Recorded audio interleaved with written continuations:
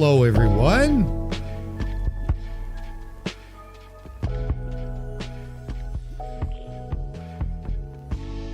It's nice to see you, everyone, and welcome.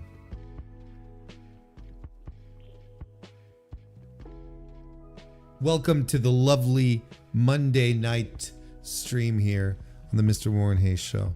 I'm Warren. I'm going in all nice and cool tonight. Taking it nice and chill. Trying to preserve my energy.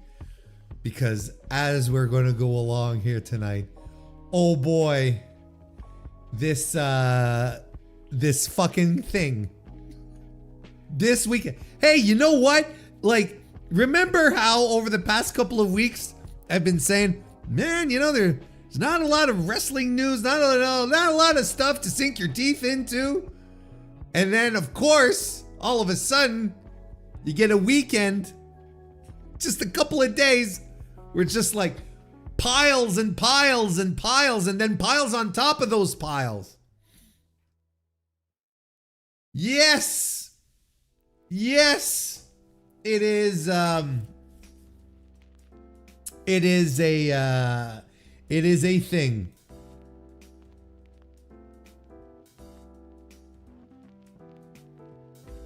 We're going to have a nice time here tonight. But here's the thing. As I've told, pretty much, as I mentioned on, as I put up the my little thing here, and I just realized I didn't post that we were going online, that we were going live. As I mentioned, tonight we're talking amongst adults, okay? Only adults are allowed here, because we're going to be talking about things that are getting a lot of people really upset, really huffy, okay?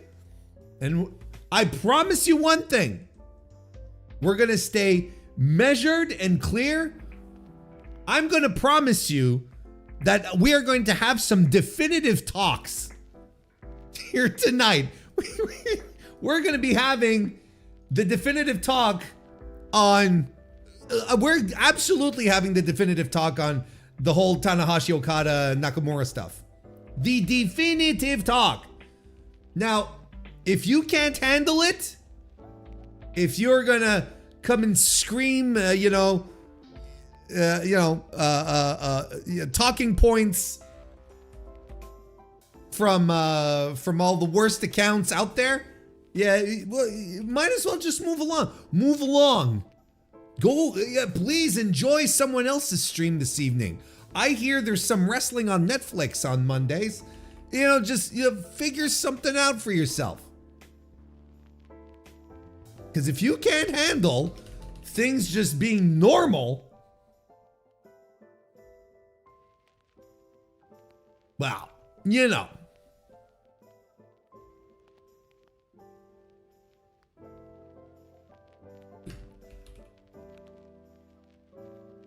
Just got to put out the little post here on the blue skies for that. And here we are. You have my full attention now, chat. Hope you all had a great weekend, by the way. Hope you all enjoyed a lovely, fascinating, cozy weekend.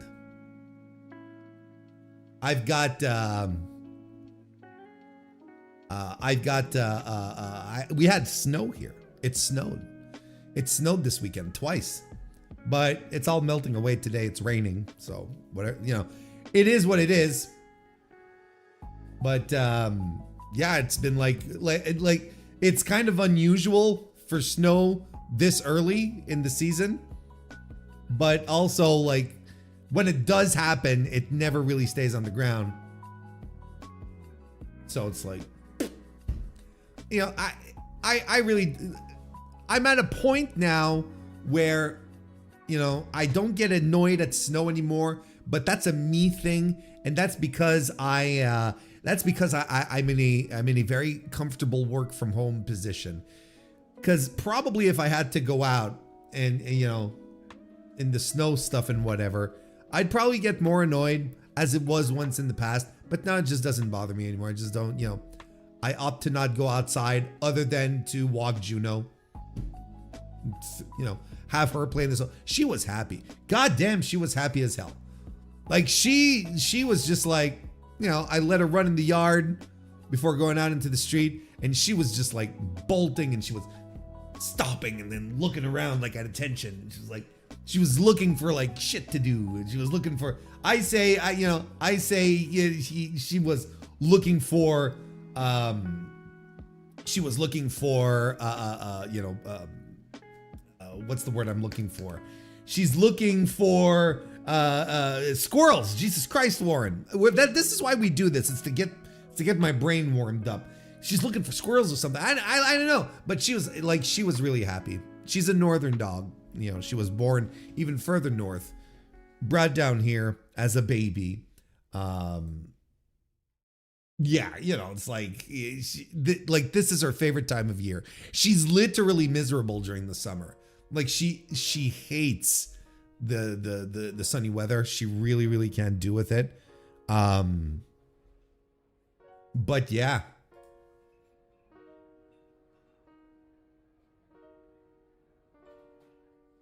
So that's essential. That's pretty much my weekend overall. There wasn't really anything exciting. It's one of those where it's more about being useful than being fun. Some people call it procrastinating. Others, work, do chores and, all that nonsense, cleaning and, maintenance and all this bullshit. Next weekend, though, is going to be a very different thing. I have rented out a lovely little home, just a little outside of town. And my sons are going to come, meet me there. And we're just going to have a nice weekend out in the woods. We've got, we've got, well, not in the woods, but in a more rural area. And we're bringing tabletop games, and we're gonna cook something fun, maybe do some baking, bake some cookies, that kind of bullshit. We're gonna have a nice level of just detachment from the city and whatnot. So that's one of the reasons why I had to just get some shit done this weekend, because I know next weekend I will not be around. So that'll be fun.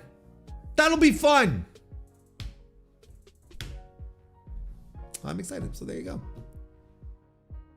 For sanity. Yes. Hello, everyone. Welcome to the chat. Hello, everyone. Hello, Meggy O'Kenna. Nice to see you and welcome. Also a member of the channel. The leaked PWI 250. I don't know what you're talking about. I don't know what that's about. Sorry to say. Has it been leaked? I don't know. I have no idea. DJ Convoy, nice to see you as well, and welcome. Oh, these are both Meggy and DJ Convoy, by the way, are members of the Mr. Warren Hayes Show channel. So there you go. Hope you have your burying shovel, War Dog. We've got a couple of people that will be getting a face full of dirt. That is for sure. Carlos, nice to see you. Sports and Things shows.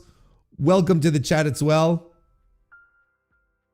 Pedro the Fifth, nice to see you too, and welcome.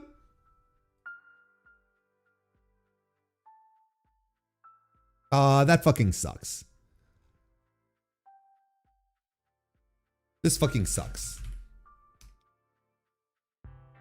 This absolutely fucking sucks.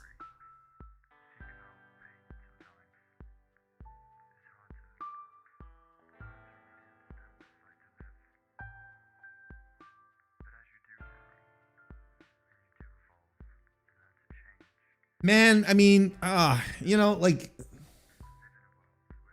who the fuck? Anyway, no, I gotta no sell this, quite frankly. Maybe talk more when it's been released, but this fucking stinks. This really, really does stink.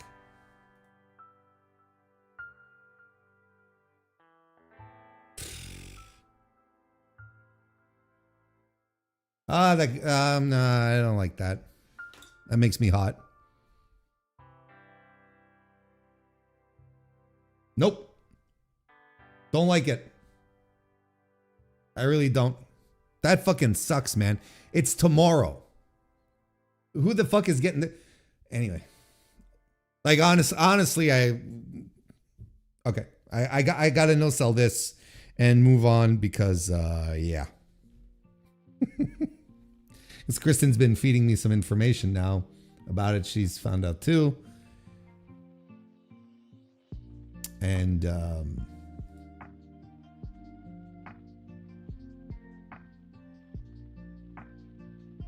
Kevin McElvaney, the editor-in-chief, tweeted out his response. He says, "It is what it is, but I hope some of you will buy the digital edition or pre-order the print mag when we officially go live. We depend on magazine sales to keep doing this."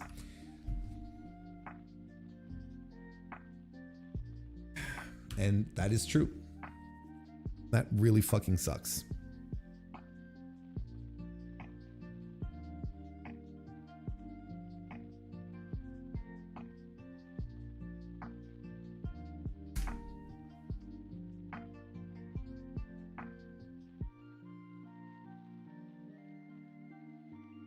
Anyway, we got a stream to do, right? So we'll focus on that. We'll focus on that. Kelly Tonjes, nice to see you, Kelly. It's been a while. Very nice to see you. Welcome to the chat. Thank you for popping by. So yeah, I mean, listen, you got a nice stream. We're gonna have plenty of reasons to get all this pent up frustration out in a second or two. Let's do a little bit of the old housekeeping. This weekend was released. This weekend was released the very first edition of my review grab bag with the very first 5 matches that I've reviewed for that brand new series. So that's been released to everyone. I believe it was on Saturday that I had scheduled it. And yeah, so there's 5 completely different matches from 4 different promotions. And I invite you to go check it out. Like, I love reviewing stuff. I love breaking down wrestling. We need to talk wrestling more than we do. And I hope I can contribute positively on that level to the discourse. So let's do that. Let's make sure we check it out. And on top of that, the second edition of the grab bag is already out and available right now for members only of the Mr. Warren Hayes Show channel here on YouTube. And that is available in early access. It will eventually be available to everyone, but if you want to get on that right now and see what I have up my sleeve and what I'm reviewing, what I'm thinking about, what's getting me going, well, it's out. You can go there right now. Become a member of the channel, and you get access to all of the early access, I should say, to all this early stuff. Pretty much everything that I pre-record gets fed first to the members of the channel who show a little support for the Mr. Warren Hayes Show, and they deserve it. They deserve it way before the freeloaders do. Doing my articulation exercises as we go along.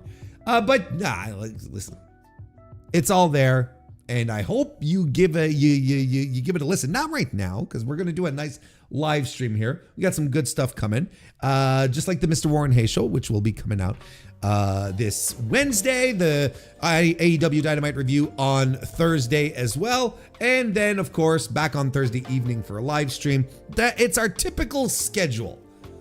The one that everyone loves and endorses. I don't know if you endorse it. I don't even know if you love it. Maybe you like it. You don't have to love it. Love is a very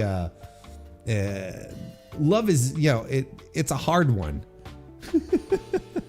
It's a, it's a commitment, right? You just don't throw that around willy-nilly. When you start saying love, it's serious, right? You just can't say that, about anyone or anything. So, nonetheless, this is what we're, that's what we'll be doing this week. if you're interested. There you go, Patrick. Nice to see you and welcome. I am first. Warren is pro-Fed confirmed. Yeah. You, as you know, TKO keeps sending me them fat checks. It's not the amount on the check that is fed that is fat. It's the check itself that is very thick, and squishy, and whatever they write on it, it doesn't quite stay. They don't use permanent ink or whatever, because the smushy check is actually quite, it's flesh. It's flesh-like. It's like somewhere between flesh and tofu. And, they sign it, but it all sort of dribbles away. So I can never cash the checks. But, I will still stick up blindly for WWE. I will stand up, I should say, for WWE. And I would kneel and do the bit, but I don't want to. And then, look, if you're here right now and you're enjoying this so far, God bless you. I don't know why you would. It's going to get better, I promise. Leave a like on this stream right now. I would appreciate it tremendously if you did. So, you endorse me for World Domination 2026? That seems like a lot of work, though. World Domination seems like a lot of work.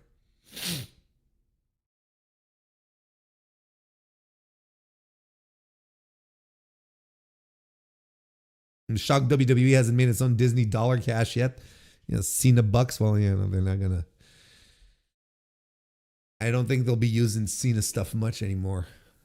And update on my beard, it will be going away soon. I'm still unconvinced that this is the best I can do. And so I wake up in the morning. Here, the saga of my beard, right, is that it's very, very sparse and it's very white. So, it doesn't look impressive or cool or anything. Especially not in this light.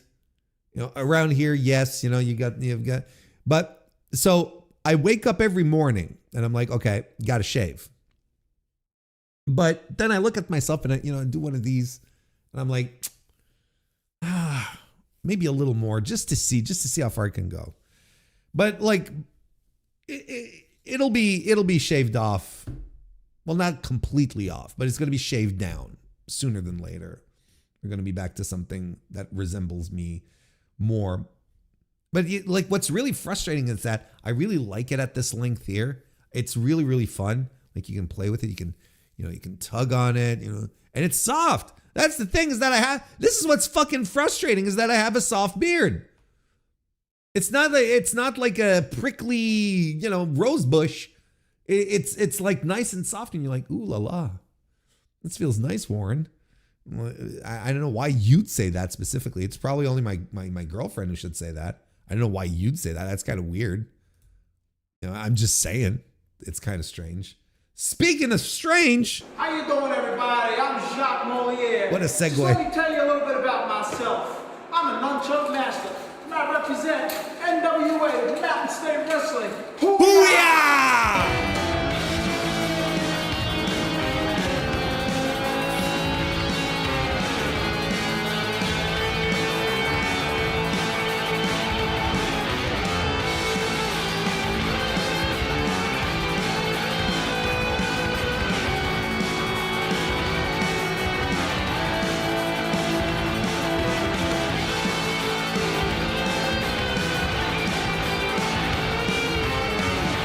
All right.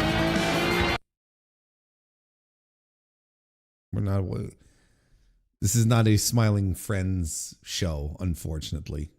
It could be eventually once I officially run out of ideas. Once I officially run out of ideas, this could become a Smiling Friends show.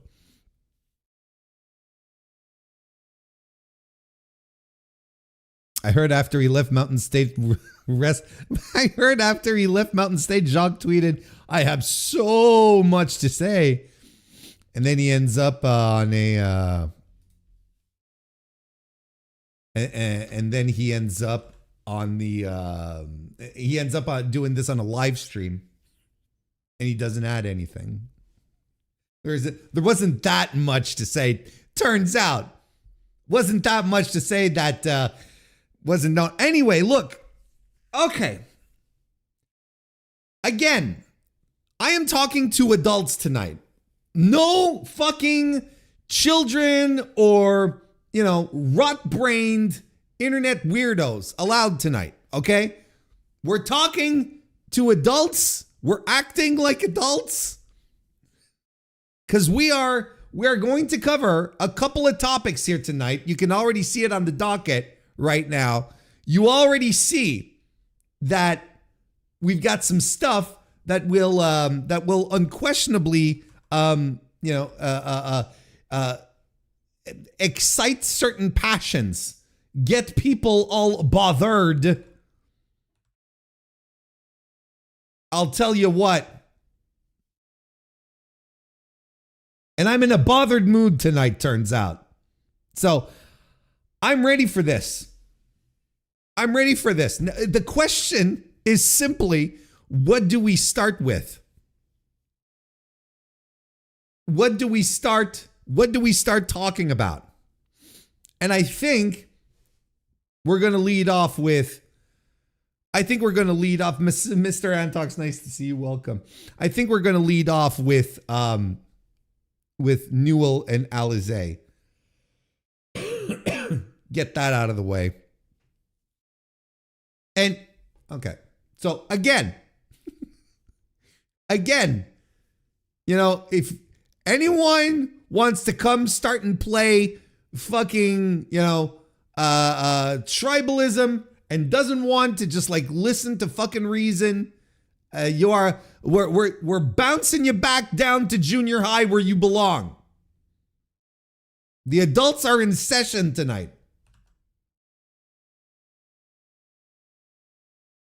Let's go. A couple of days ago is when I'm recording this, of course, which would be on November 10.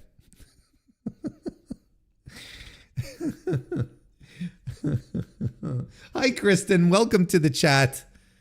Hello, Kristen, member of the channel on top of that. Kristen is also very hot. Anyway. So, a couple of days ago, on November 8th, 2025, there was a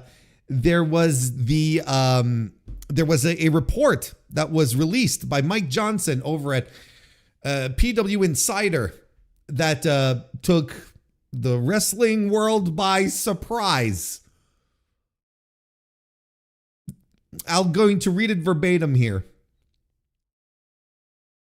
Last second AEW collision change after job refusal. There was a change to tonight's AEW collision tonight. Okay, so it was tonight, on the 8th. After Nixon Newell and Miranda Alizé refused to lose in their second appearance for the promotion, PWInsider.com has learned. The duo were scheduled to put over Tay Mello and Anna Jay, but balked at the booking because they had already lost in their official debut last week. The duo left the taping about an hour before bell time and were replaced by Hyan and Maya World. PW Insider is told that AEW was appreciative of World and Hyan stepping up and that each gained points internally. Alizé took to Twitter commenting, quote, "They have so much to say." We're talking a "so" with 4 O's. Okay, so that's a lot. That I just the parentheses here. Okay, just a quick little parentheses before I continue reading Mike Johnson's report here verbatim. We've got not 2, not 3, but 4 O's to the so. That is a lot of stuff. That is a shitload of much to say. It's not just like a couple of things that, no, you feel like there is a lot to say. All right. They have so much to say. Alizé, also retweeted fan comments about the team needing credible wins. Newell, as of this article, of course, has not commented herself, but retweeted Alizé's comment as well as the same fan tweets. Oh boy. Newell, formerly Tegan Knox, was released by WWE on November 1st, 2024, and this past summer noted was dealing with a lack of bookings, describing it as, quote unquote, like a nightmare during an interview. Newell and Alizé, who was a regular in Ring of Honor when it was owned by Sinclair Broadcast Group, made their debuts on October 25. Neither were believed to be under AEW contract as at this juncture. So this was surprising. Everyone was like, wow, what in the world happened in this situation? What it's like, what exactly happened? So we had this report, and so they were booked to lose to Ty Mello and Anna Jay.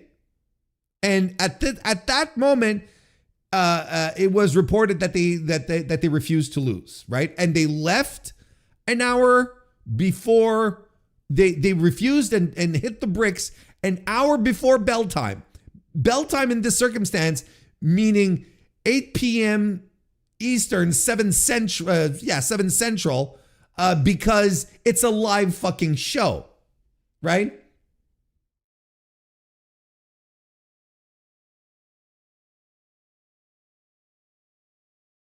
Fightful followed up with a couple of reports saying a few things, that they had showed up at Dynamite earlier, like last week, right? They had showed up at Dynamite and they were told, "Oh, we got nothing for you tonight," which is something.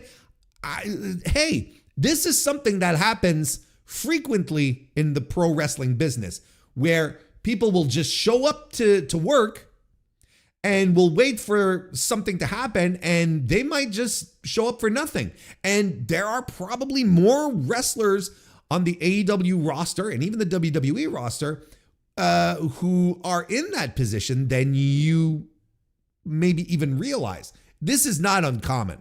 Because I've seen people point this out. So how could they bring them in if they didn't have anything for them? That's pretty much it. Like, you have to come in, and there might be something open for you, and whatever, like whatever you need to do. You can talk around, you can with your pals, you can politic, you can spread some ideas, or you can just hang around in catering and wait for someone to come tell you, "Hey, we've got something for you tonight."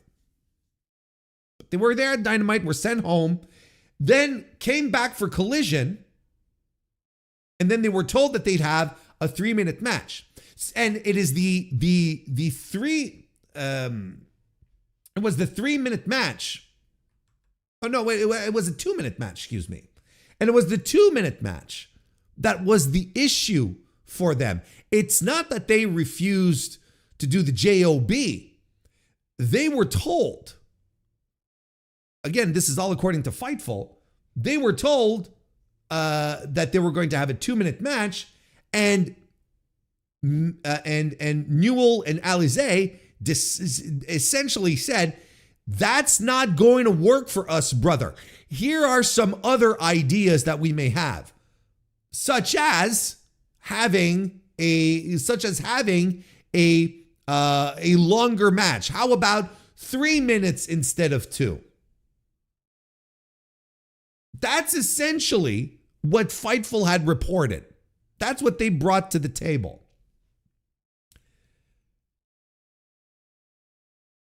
A little later on in the evening, on November 9th, the next day, Newell and Alizé hit the old live stream and essentially confirmed everything that Sean Ross Sapp at Fightful had brought forward. They basically corroborated his entire report. For people who had so much to say, there wasn't much to add.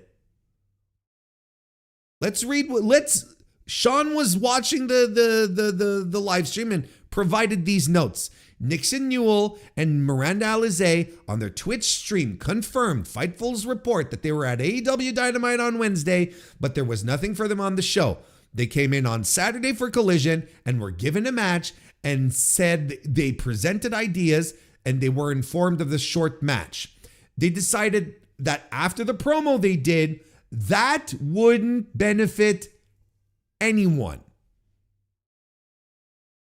They said they told AEW that they appreciated it and that there wasn't any negativity or harsh walkout, and spoke to everyone involved and said that they were told they were free to leave if they wanted. They also claimed that many people claimed that many people there were in agreement that 3 minutes was too short for them. No negativity, essentially, is essentially what was said here. And I'm going to try and pull up the exact quote here.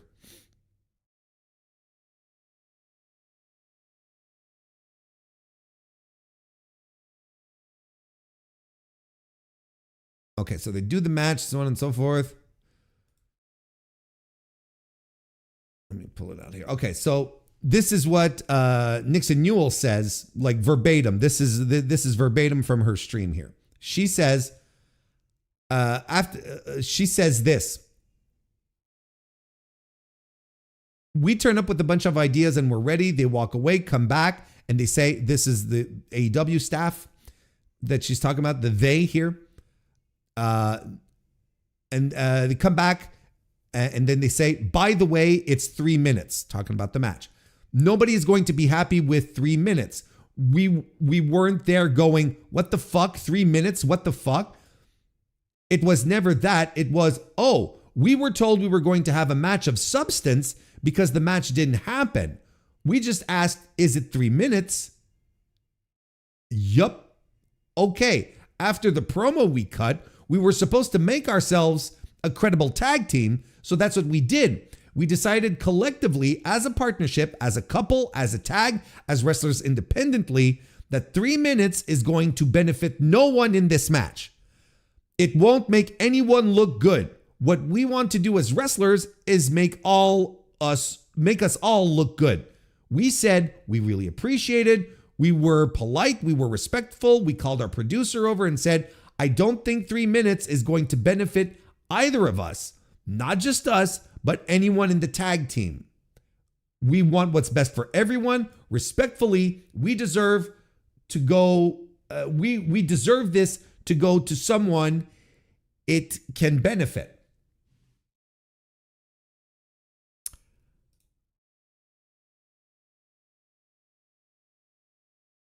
So that's the whole thing here. That's essentially the situation here so far. That's the crux of the story. Dennis Owens, nice to see you. Welcome to the chat. As Johnny, nice to see you and welcome.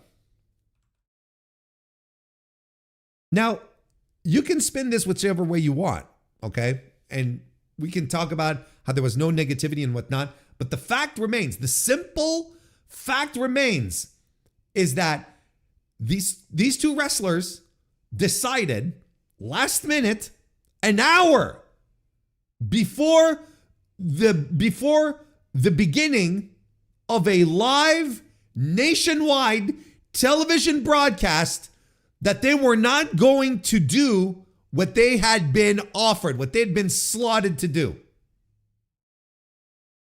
That's what ultimately they did. They came in, they got the creative, and they're like, they got the match time, and they're like, nope, sorry, this doesn't work for us. Well, you're free to go. That's something that they also said. We were told we were free to go. And they left. I'm going to tell you one thing. Despite all this talk about having so much to say, that was very underwhelming. That was extremely underwhelming as far as having so much to say.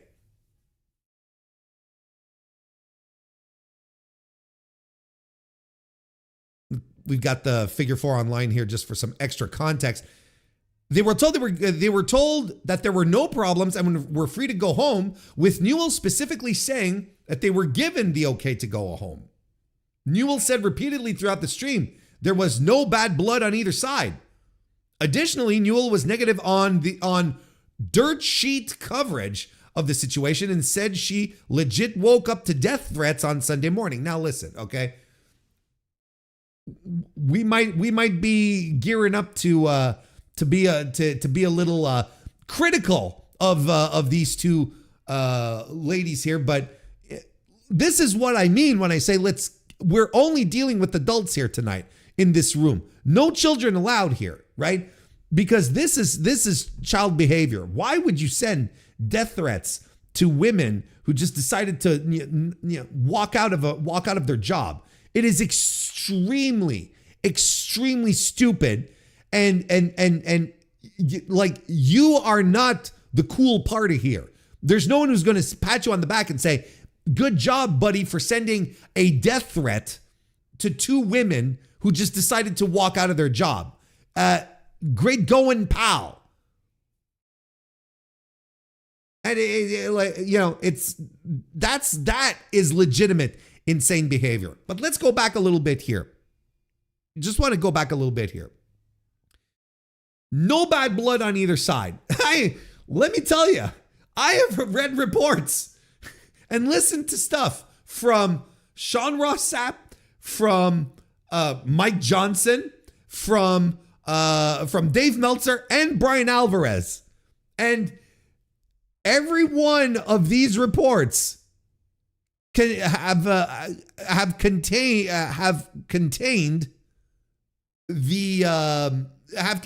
some form of bad blood, of people being upset at them. And why wouldn't they be? Why wouldn't they be upset? They have every reason to be. Look, just like they have every right to walk out of the building because they're not under contract. They are brought in from the outside to wrestle on this show and maybe try to build something. But these women, these wrestlers, they can do whatever the fuck they want. If they want to walk out, they can walk out, right? They're not under contract, or at least they're very likely not under contract, right? I would assume that they are not under contract. They come in as guests, freelancers, and whatnot. If they decide to walk out, what is AEW going to do? Chain them up? Send the cops after them? Make sure, get security to lock them into a locker room? No, of course not. So of course they're going to be told, well, you're free to go. If you're not going to cooperate, there's no point in you staying. You're free to go, right? So they walk out, and of course there's going to be bad blood. Folks, I hope everyone is reasonable enough here, and I think you are, because y'all are the A+ audience to this D-list podcast. I'm sure everyone realizes that just because you're free to go from your job doesn't mean your employer is going to be excited about it. Doesn't mean your employer is going to be happy about it. Good for him for walking away, mid-Tuesday afternoon. That's just great. Just dropping all the projects and whatever he was working on. That's just fantastic. There will be consequences. How did they not think there would be consequences? I think they probably figured it out. I think they're just, painting a softer picture on Twitch in regards to what happened. Or maybe it's just like, yeah, you're free to go. I mean, you can go. We can't hold you here. You're not under contract with us. But there's I refuse to believe that everyone was super chill with it. It's like, yeah, it's fine. Hey, we'll see you next week or whatever the fuck. No, because they are 1 hour from hitting the live button on a nationwide cable broadcast. They're an hour removed from that, and the production has to scramble to find 2 people to come in and replace them. There is no way that they were like that there was no way that production was super chill with it. No fucking way. And by the way, props to Hyan and Maya World, right? Who are both like, I don't know, they're sitting at home. Maybe they're not booked. They're not booked on a Saturday, which is weird, but it is what it is. And they're sitting around, maybe they're having a nice dinner. They're just hanging around with friends or whatever the fuck. And then they get the text, hey, you got to come right now. And then they just grab it, and they grab their gear, they call an Uber, they're changing into their gear in the car, whatever the fuck, Good for them. And good for them if they scored points. Because I'll tell you one thing. This might be a little parentheses. Hyan is terrific. Hyan has been terrific.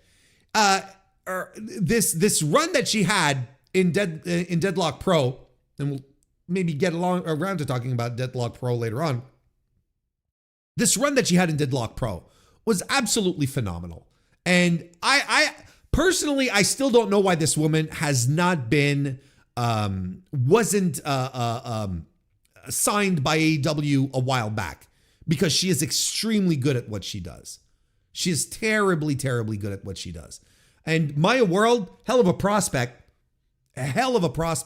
I would sink my claws into someone like Maya World and make sure she became AEW adjacent very quickly. If I were an AEW person, talent scout, Tony Khan, whatever, I'd make sure that she stayed around, because both of these people have much more upside to Nixon Newell and Miranda Alizé. And this is even outside of what happened, okay? And whatever, because you might be getting the impression, now Warren, you're just saying things to bury them. No, listen to me. Miranda Alizé is a very okay pro wrestler, okay, right? And Nixon Newell, well, I mean, look, what do we have to break down about Nixon Newell that we don't already know? Right? Her knees are completely blown out. She's destroyed. She's even said it herself. I've got 2 years left to wrestle. We got about 2 years left to wrestle, and I've got that done. So herself, she's like, physically, I can't do this for long anymore.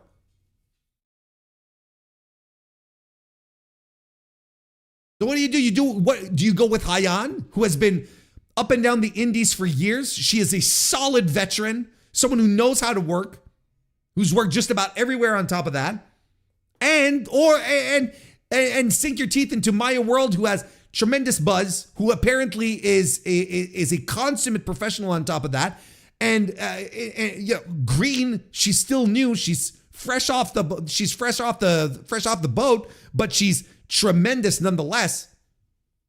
As a prospect, there's so much you can do with her still. So anyway, that was my little parentheses there on Hyan and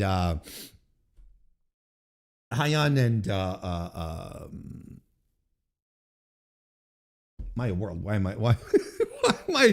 I hesitating here? Fred Moreland, nice to see you, and welcome to the chat.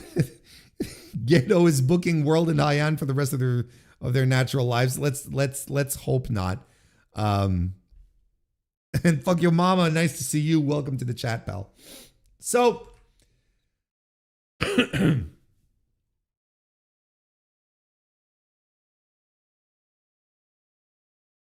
so this is essentially where in the story, if we recap really quickly, this is where we're at.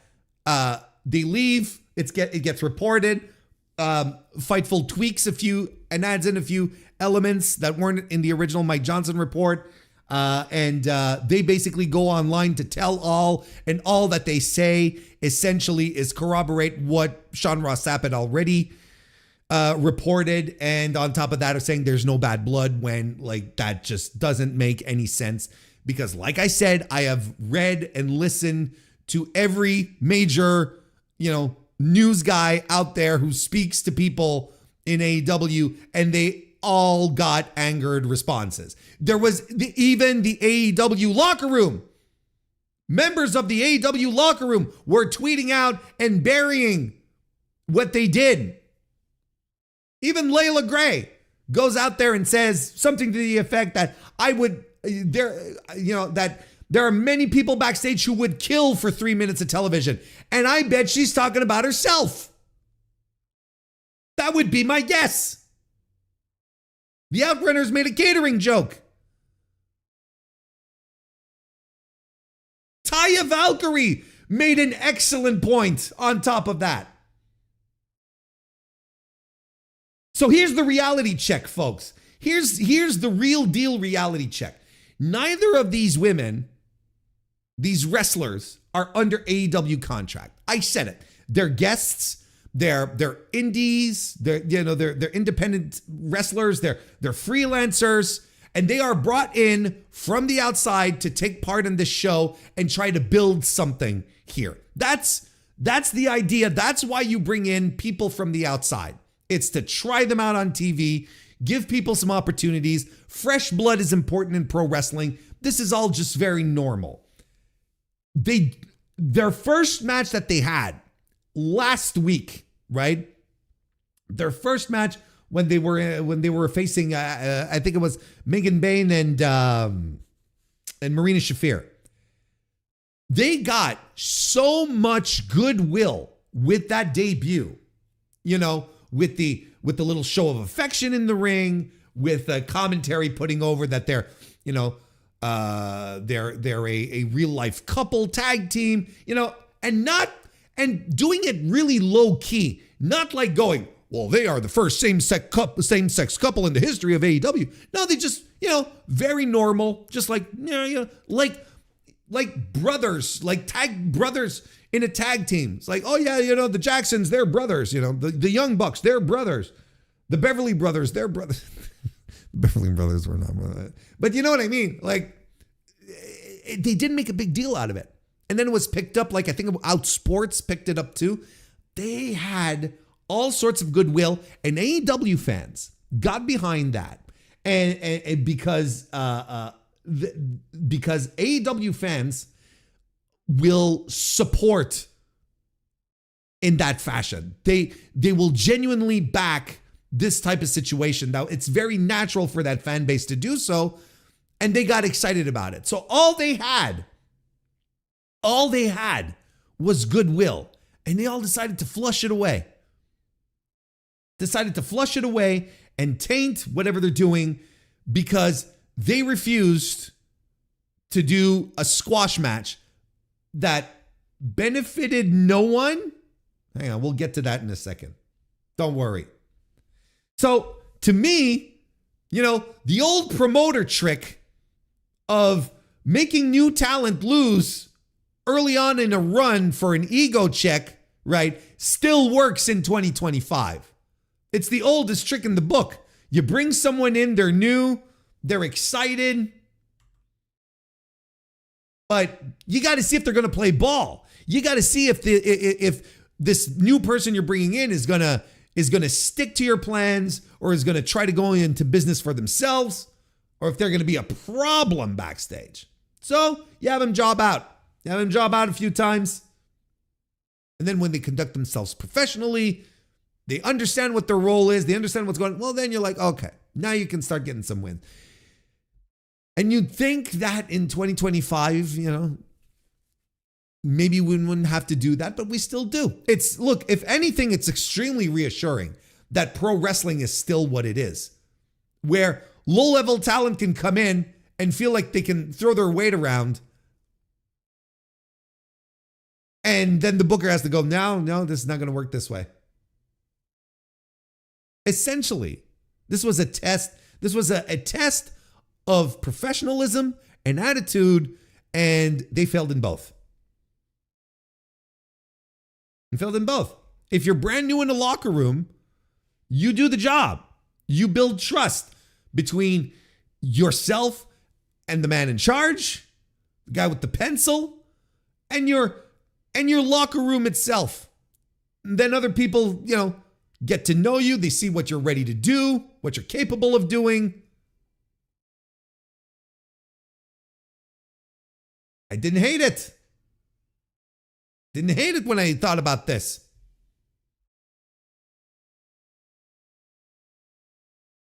But they didn't think that losing this match would benefit anyone. They didn't think it would benefit anyone. Hey, you know what? I'll tell you who this 3-minute match would have benefited, and that is TJ.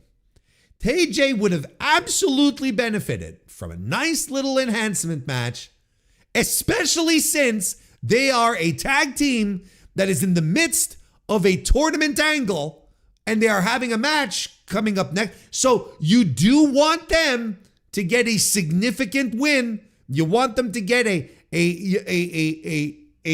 decisive, clear win so they can go in with a little momentum, with a win under their belt, and know they didn't have to go.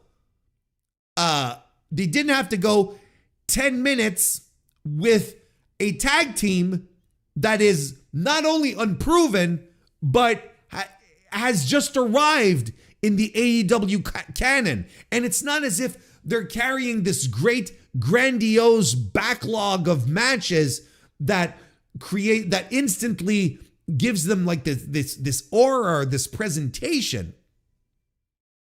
They have nothing. Miranda Alizé's got nothing. Nixon Newell's got nothing.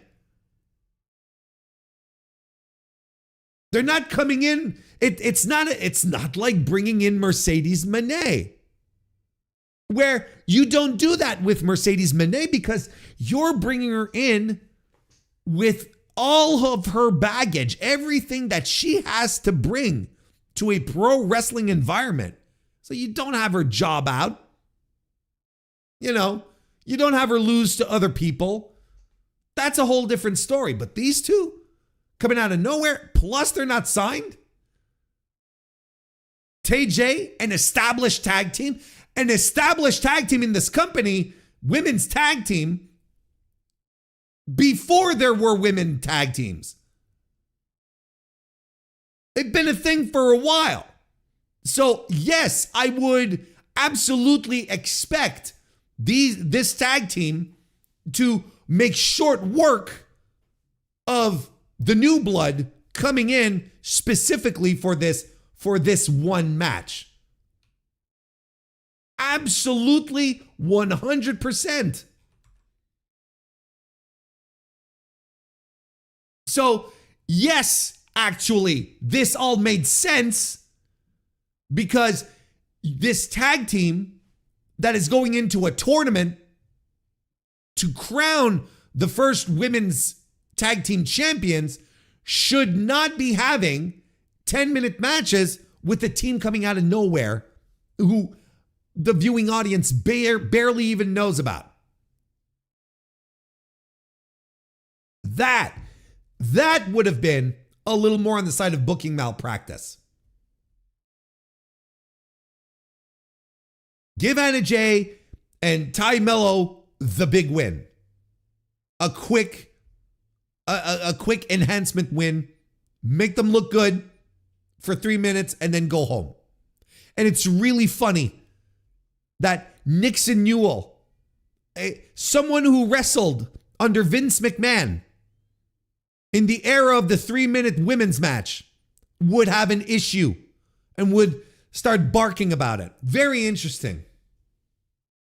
They also said it wouldn't be good for their brand. What is their brand? What is their brand? What is their brand? That's exactly what I was talking about just right now. They said, they come in with nothing. This is what their brand is. Nixon Newell is injured. That's her brand. And Alizé is no one that the national wrestling TV viewing audience would know. Because the last time she was involved in any kind of structured promotion, Sinclair still owned Ring of Honor. So that's the brand. We don't know who you are. It'll hurt our brand. What brand? They have a new brand now. It's we're difficult to book. That's the new brand they have. And they did this. This is what is absolutely fucking mind-boggling. This is the thing that I cannot wrap my head around.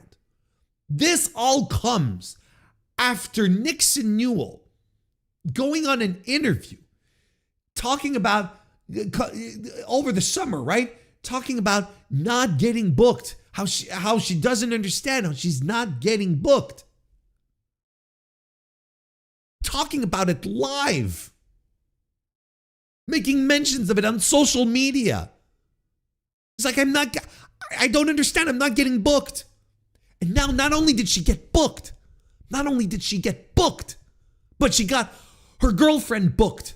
And not only did she get her girlfriend booked as well, they were booked in the #2 promotion in the United States that has a national TV deal that could pay you a substantial living wage to do what you love to do.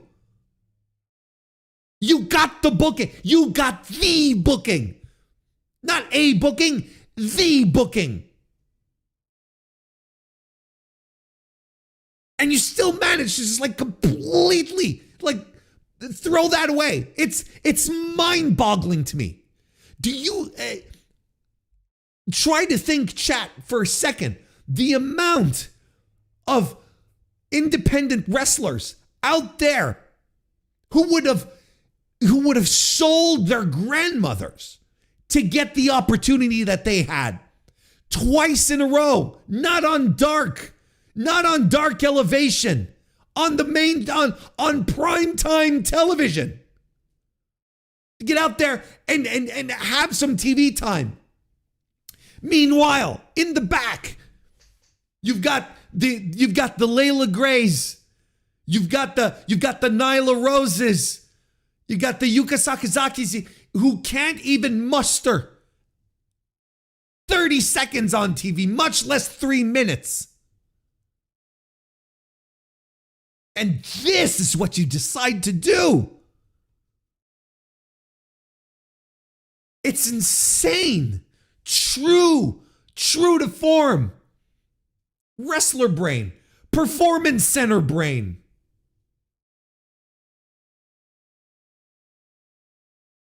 It's crazy.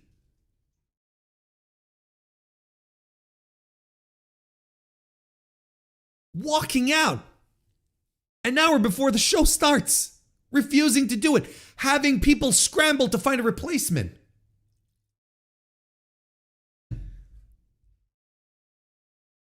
You might think there's no bad blood. Look, might have just been saying that for the stream to sort of soften all the blows, but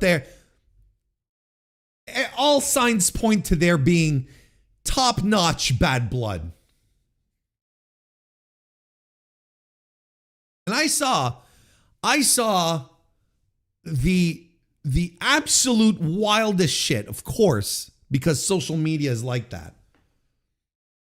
Comparing this situation to when Sasha Banks and Naomi walked out of WWE, right?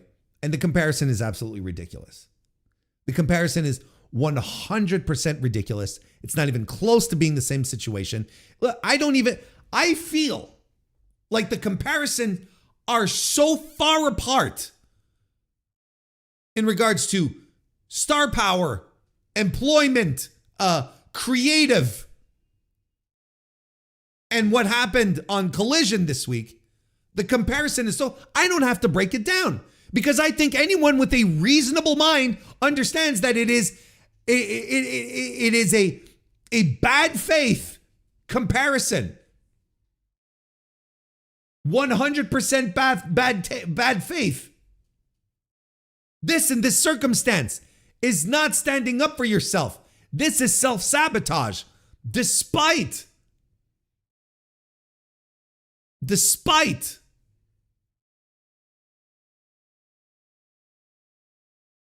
what Alizé said in her statement that she posted on Instagram. The moment you start standing up for yourself, everything shifts. Suddenly you're the problem, not because you've changed, but because you're no longer letting them take advantage of you.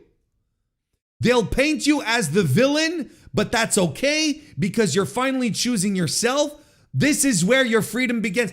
You've got all the freedom to go work anywhere else now. True, this is very true. You got the freedom to not work at AEW anymore, to not get a call back. And this is not even a question of standing up for themselves.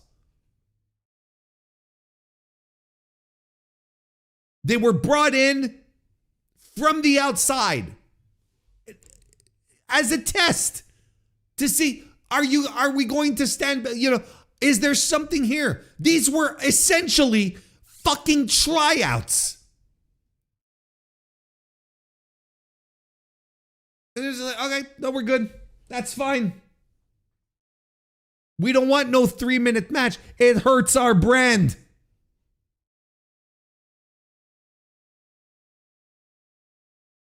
Hurts our brand.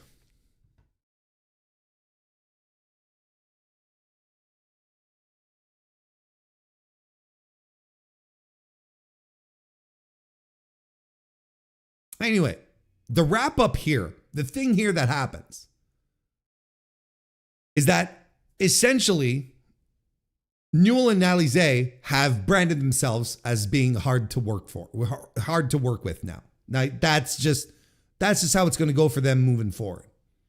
And it's,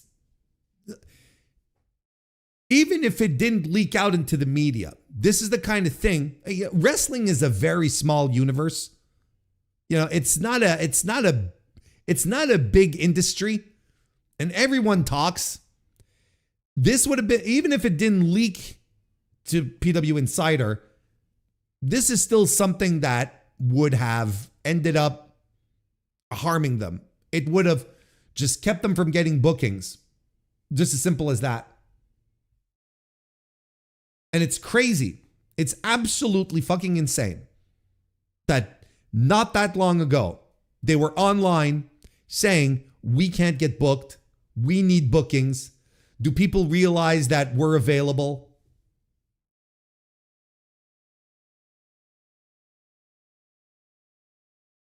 Like, I saw someone say, ooh, this is not a good look. That's putting it mildly. That's putting it fucking mildly. Not a good look. Like, they essentially took a shotgun to the face in this circumstance.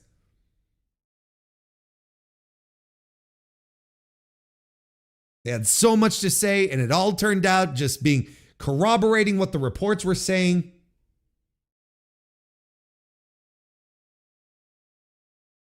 And wrestling is wrestling. You've got stuff to prove. Now, yes, I also saw another argument where someone was like, well,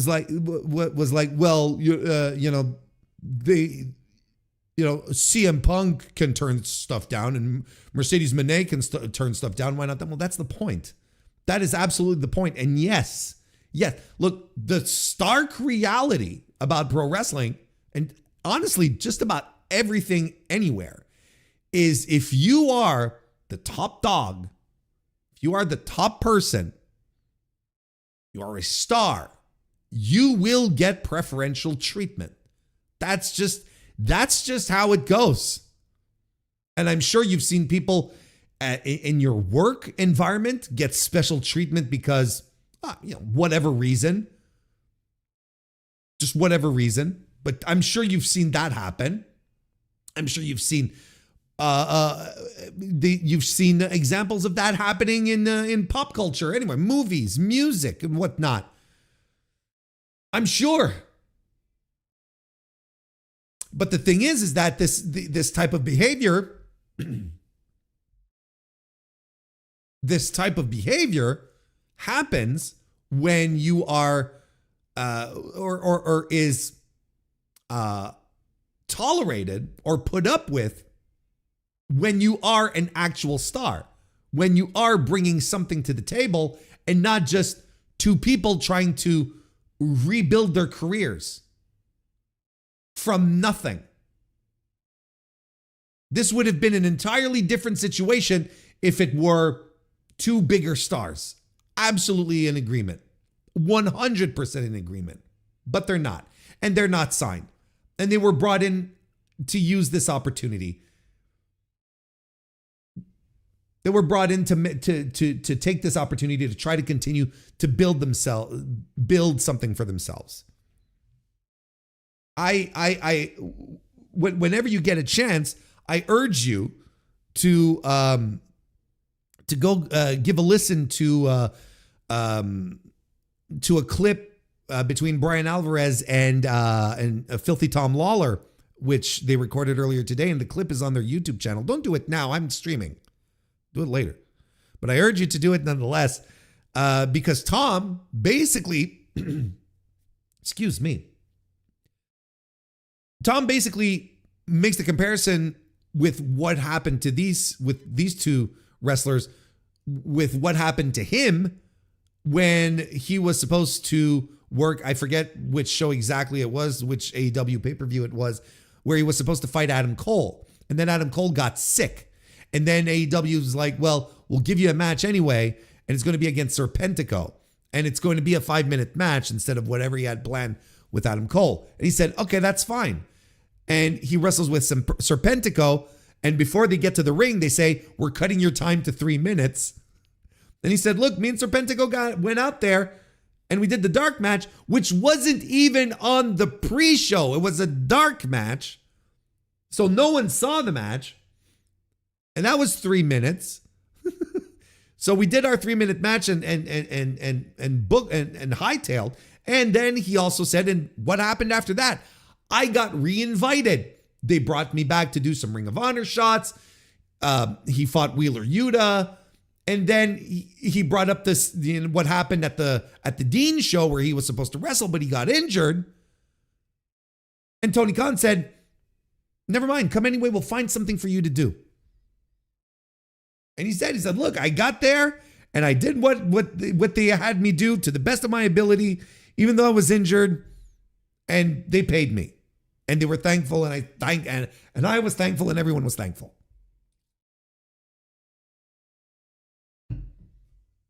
Because I'm sorry to say, that's how it works.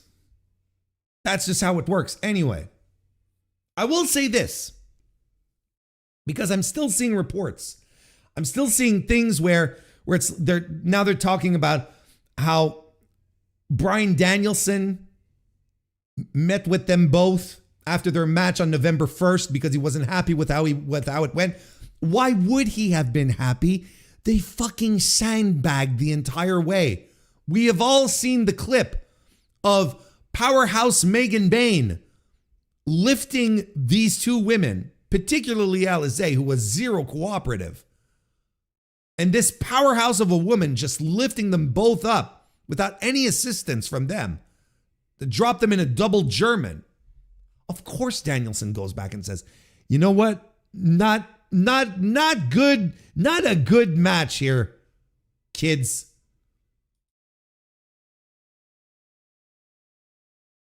Point that I'm making here is that it's still very fresh. It's still very fresh. It's still very raw, and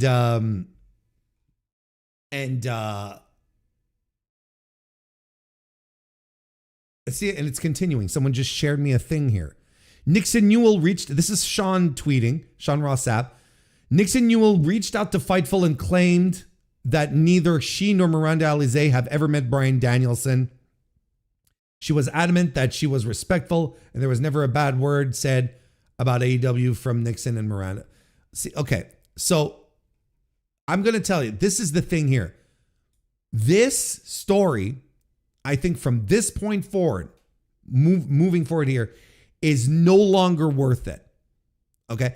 This situation with two middling, curtain jerkers here has already gone too far, and it is not worth it. People are acting like this is the Brawl Out, the sequel to the Brawl Out here, where in fact this is a whole bag of nothing. And it's a story that is as old as time, where pro wrestlers, have ideas and they see themselves as bigger than what they're actually worth. Like that, it's a story as old as time. So, unless there is some massive developments, unless there are things that really shatter to the core here, lawsuits, where it goes to another level of insanity, there's no reason to go on with it. This is a whole bunch of nothing now, because now it becomes hearsay. Oh, I'm reporting, I have been told by AEW sources that Bryan Danielson met with Newell and Alizé and expressed his discontent with the match. Oh, we spoke with Nixon Newell and said she has never even met Bryan Danielson in her entire life. You see what this becomes now? Now, this is too much. And it's not worth it. This is not worth it. Not on this level. Look, Alizé and Newell made their bed. They 100% fucked up. There's no other way to see it. Weeks after telling everyone that they can't get booked anywhere and that they're stressed, or at least Newell did, she's anxious about her career, whatnot. Why am I not getting booked? Gets a golden opportunity and just lets it all flush. Flushes it all away, I should say. Just flushes it all away.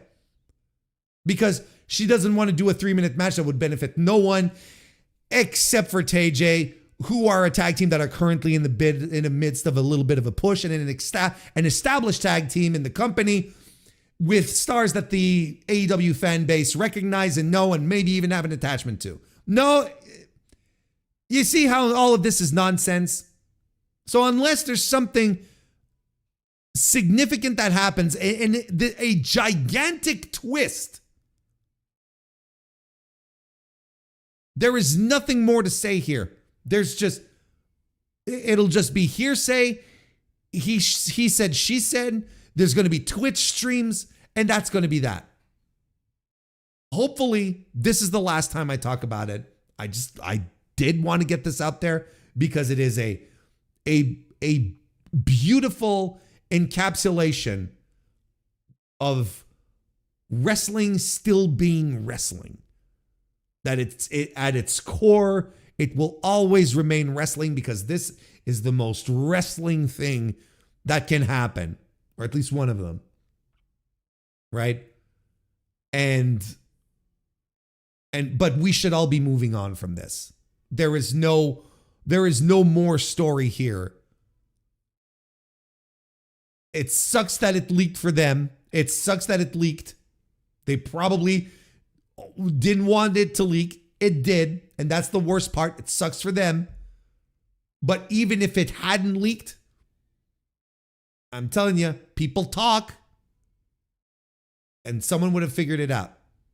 So, best of luck to them both moving forward. I don't know what this next chapter is going to look like.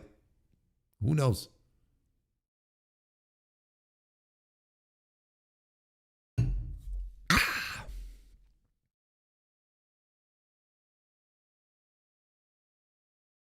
Thank you everyone for being here, by the way. If you haven't already, leave a like on this stream.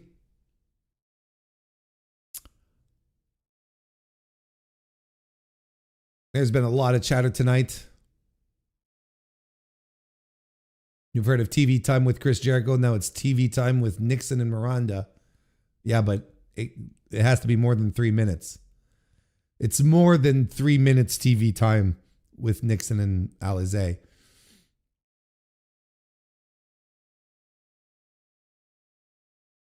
I agree. This is main character energy run amok. But, you know, yes, it has infected a lot of society, but the point that I really want to underscore here is that this is a perfect, like, this is an absolute 100% pro wrestling thing as well. So, you know, yes, there's a lot of people who have the main character syndrome, and I completely agree. But wrestlers have had main character syndrome before we even had a name for it. before we even had a name for that shit. That's for sure.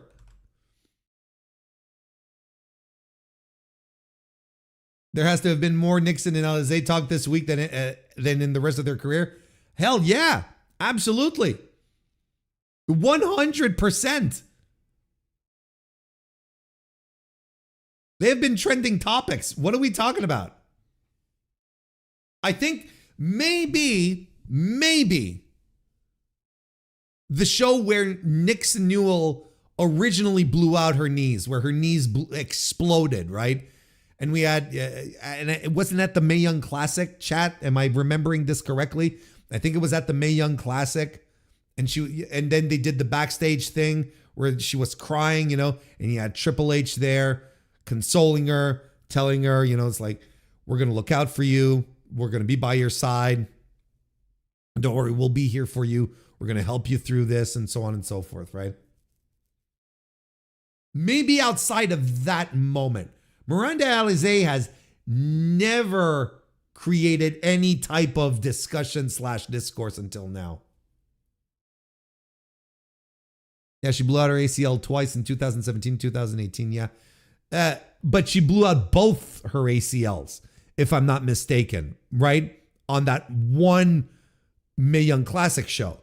Or am I misremembering? Or did she blow both ACLs out in 2018? It's I distinctly remember that on one dive, she blew out both her knees. Anyway, I legitimately wonder how long it took for them to realize how badly they stepped in it, or if they think they're in the right. They think they're in the right.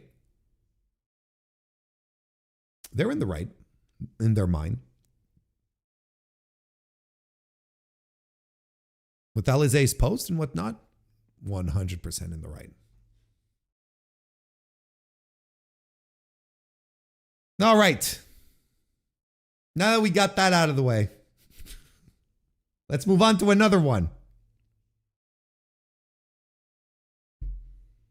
Hiroshi Tanahashi's opponent for his retirement match at Wrestle Kingdom 20 has been revealed. And it is none other than El Rainmaker, Kazuchika Okada. We're going to read an article here off the Figure 4 Online Wrestling Observer. Hiroshi Tanahashi and Kazuchika Okada will wrestle one final time in the Tokyo Dome on January 4. Tanahashi defeated Yuto Ice in the main event of today being Saturday on the 8th, which was when this article was written, November 8th. On today's Road in Anjo show, held in Okada's hometown, and on his 38th birthday. Following the match, Okada's old coin drop music played, and he came out to confront Tanahashi along with his longtime manager, Gedo. Oh, man. Congratulations on your retirement and thanks for your hard work, Okada said before challenging him for Wrestle Kingdom 20, adding, don't get too tired before then. The rain will fall on Wrestle Kingdom 20, Gedo said, although the match has yet to be officially confirmed. Now it's been officially confirmed. It will be the fourth time the two have wrestled at Wrestle Kingdom, and the bazillionth time they've wrestled. That's not in the article. That's me adding a little flair. Tanahashi beat Okada at Wrestle Kingdom 7 and 9 before Okada finally beat him at Wrestle Kingdom 10. And then we get the lineup for Wrestle Kingdom so far, which, of course, let's run through it really, really quickly here. IWGP World Heavyweight Championship champion Konosuke Takeshita versus IWGP Global Heavyweight Champion Yota Tsuji in a winner-takes-all match. Hiroshi Tanahashi versus Kazuchika Okada. Evil versus Aaron Wolf for the never openweight title and Aaron Wolf's Olympic gold medal. It's true. It's true. New Japan Pro Wrestling Strong Women's Champion Saya Kamitani versus IWGP Women's Champion Shuri in a winner-takes-all match. So that's all fine and dandy. We'll talk about the lineup to Wrestle Kingdom on another occasion, because this is another story that got people quite bothered. Certainly did elicit some emotions here, right? So look, it goes without saying that Tanahashi's final match in Japan is a big deal, and we've seen it to be a big deal because of the ticket sales. They are now close to 34,000 tickets, or over 34,000 tickets. I should have checked before jumping on here. They've got like 34,000 tickets sold for the Dome, and this was before the announcement of Kazuchika Okada being in the main event, which in likelihood will be able to push a couple of extra thousand tickets here to see Kazu back in a New Japan ring. And look, by the reaction that he got at the venue where they were at, people were legitimately excited to see him. You know, despite the fact that Okada's departure from New Japan was, you know, always was always a little strange how it was handled. You know, lots of reports of it being bitter. You know, not an outright like feudal state, but a bitter departure. People are nonetheless very excited to see him back. They're welcoming the Rainmaker back with with all of his charms with open arms.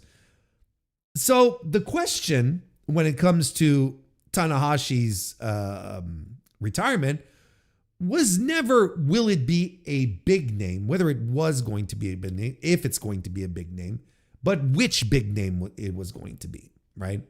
One that would make sense in every category. Now, the thing that a lot of us have to just accept, the reality that we just have to come to grips with, is that Kazuchika Okada fighting Hiroshi Tanahashi in his last match at Wrestle Kingdom 20 was plan B. And that is just how it goes. It's not a consolation prize. It's not a oh well, we didn't get what we wanted, this is second best kind of thing. No. It was, we had someone else in mind. It didn't work out for multiple reasons. And we're going with Okada himself. Now, I want to be clear here, because I posted that on Blue Sky, and a lot of people took exception to the fact that I was saying that Okada is a plan B. People saying that the phrasing, right? They took offense to the phrasing, saying he's too good a wrestler to be a plan B. And it's not a knock on Okada's ability in any shape or form. It's just reality. You had a 1A and 1B if you prefer, right? And we still went with 1B. He was the second choice, because the first idea, which was Shinsuke Nakamura, was on the table until it wasn't. And this is not a referendum on Kazuchika Okada's greatness. Okay? That's not it either. This is not in dispute. I think you can realize both situations can coexist. That Kazuchika Okada was not Hiroshi Tanahashi's first choice, that it was his second, and that does not reflect poorly on Kazuchika Okada or the oeuvre of Kazuchika Okada, the ensemble of his career. God damn it. Okada is a great pick. It is an exceptional pick. He's Tanahashi's generational rival.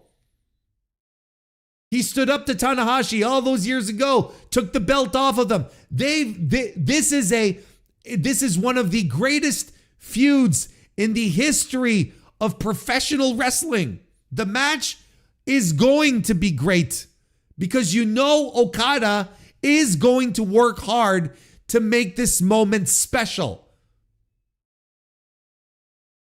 Now, I have said myself into this microphone and on various social medias that Nakamura would have been my pick. I would have gone with Nakamura. I think the history between Tanahashi and Nakamura is just as interesting, and it really would have felt extra super duper special. It really would have felt special. It's kind of a full circle thing where we're really talking about ending your career against someone with whom you started your career. Now, I know there's a lot of people who are really, they're all twisted into knots over this. A lot of people.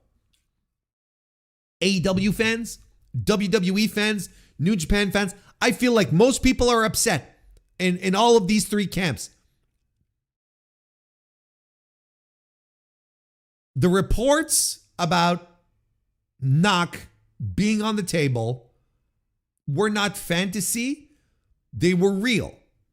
New Japan held off announcing Tanahashi's opponent for a while now. And like that is 100% a sign that they were trying to get something to happen, that they were juggling between ideas, that there were some negotiations, that there was something going on. But that is absolutely a sign. It's absolutely a sign that they were juggling ideas.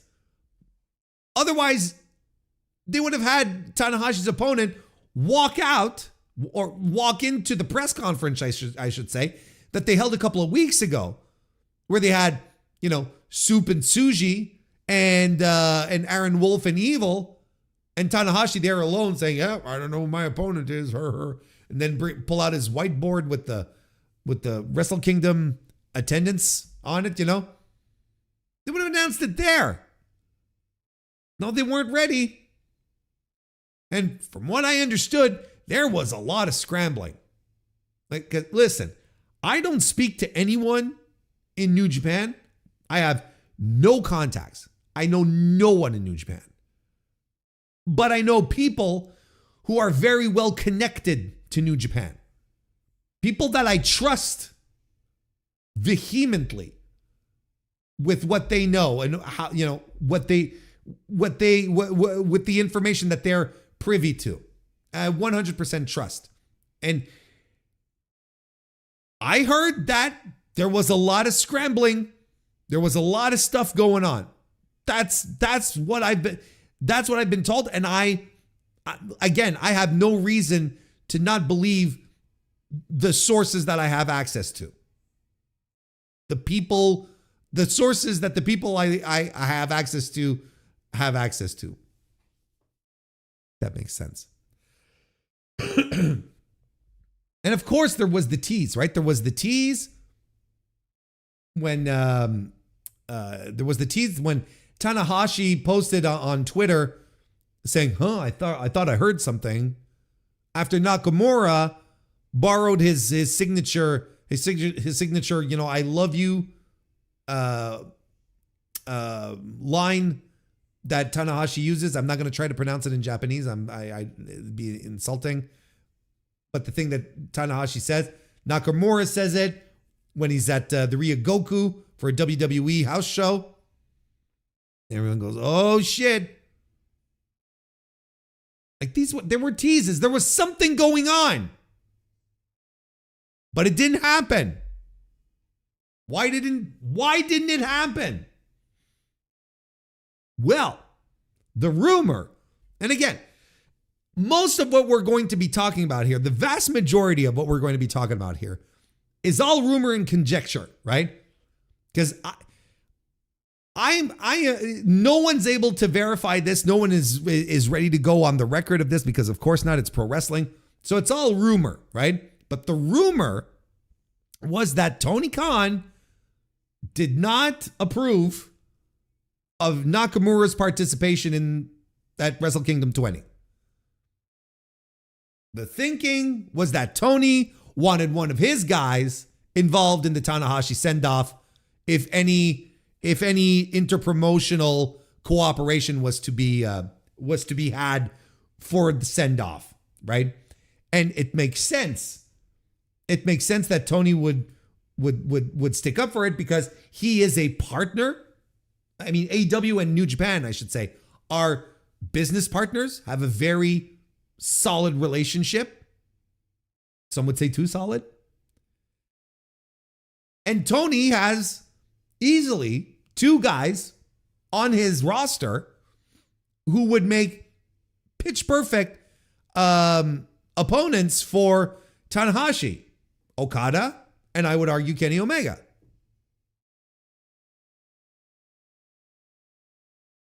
So Tony's like, no, I don't want, I'm already booking one of my guys on this show in Konosuke Takeshita. He's also one of my guys. He's one of your guys, but he's also one of my guys. And I'm not sure I want WWE guys on a show where my guys are going to be there. And look, this is important. I want to repeat this. This is conjecture, okay? There is nobody outside that inner circle who knows what happened, okay? Even Dave Meltzer, right? Even Dave doesn't even know what happened. Look here. This was what he said on Wrestling Observer Radio today. Nakamura was interested in doing it. I don't know what happened. There's a lot of stories going around. This is true. I remember asking about it at the time from WWE, and they just said there's no deal, but he does have something in his contract that he can do stuff, but WWE still have to approve it. So essentially what Dave is saying here is that Nakamura could have done it. All he needed was to pitch the idea to WWE and WWE to rubber stamp it, and he'd be on his way because he can do stuff. But there's been multiple stories floating around. Even Dave doesn't have a handle on it. This is how convoluted it is. No one is putting their name on it. It's probably a very wise thing as well to do. I'm not going to lie. But still, when the news broke, New Japan fans immediately blamed AEW and Tony Khan because I don't know if you've heard, if you're a hardcore a New Japan fan, AEW is the enemy. AEW is the source of all evils. Now, here's the thing. We're going to be reasonable. Again, no adult, only adult. No, there are plenty of adults. No children here in the chat tonight. Only adults discussing this like adults. Without Tony Khan absolutely necessarily having a say in the booking, okay?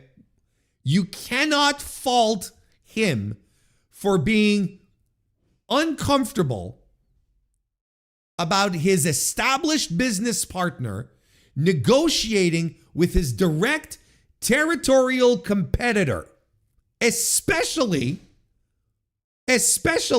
when that competitor is doing everything in its power to snuff him out of existence.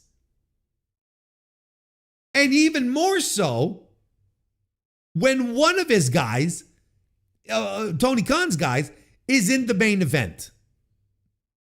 So I can understand whether Tony is a chill dude, is chill about this, or whether he's super involved in the booking. From a business perspective, him raising a flag, if he did, most reports seem to say that he did, but if he did, it makes perfect sense.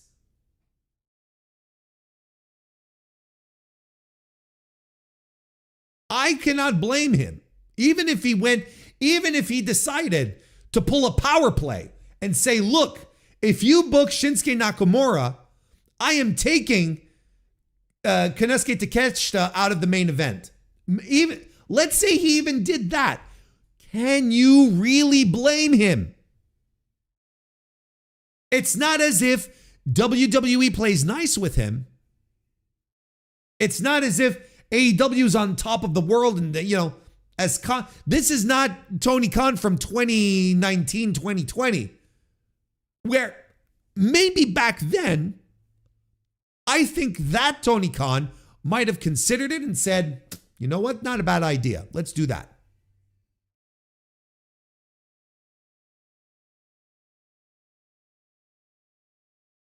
I can't blame him. I can't blame him on any level to do this. But the question, I think, that is most significant is how much better would it have been to get into bed for New Japan, to get into bed with World Wrestling Entertainment over something like this? And the answer would have been not better at all. Because they would have wormed something in there that would have made it just like completely perfect for them. Something that would just be so overblown and completely lopsided into their favor that you just sit back and like, why did they agree to this? Why did they agree to this just to get Shinsuke Nakamura one night in a match? Yes, Tanahashi's match, sure. Retirement match, sure. But why would they do this on one night? I've seen people say, there's been precedent. They let Carl Anderson go wrestle at Wrestle Kingdom, a couple of years ago. I'm like, different. Context is super important. It's very different because Carl Anderson was already booked for these dates when he got the call to go hang out in WWE again before getting fired once again. This was in the Infinity Gauntlet days of Paul Levesque. Carl,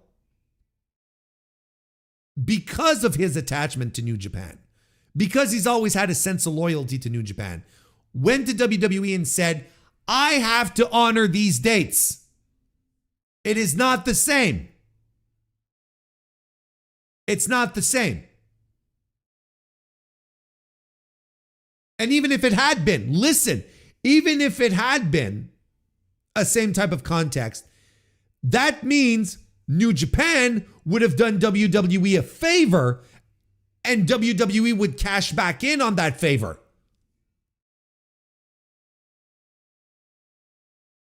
And how would that have turned out? I don't think that would have been necessarily a good thing. For all the ails that New Japan fans place on AEW for everything that is wrong with the fucking promotion, getting into bed with WWE is objectively worse. WWE has never entered a relationship with another promotion that has not meant disaster or an ending, a conclusion to that promotion.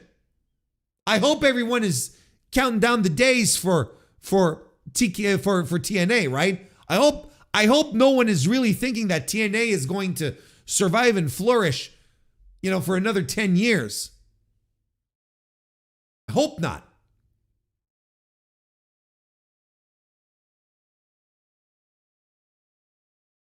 Getting into an agreement with WWE over this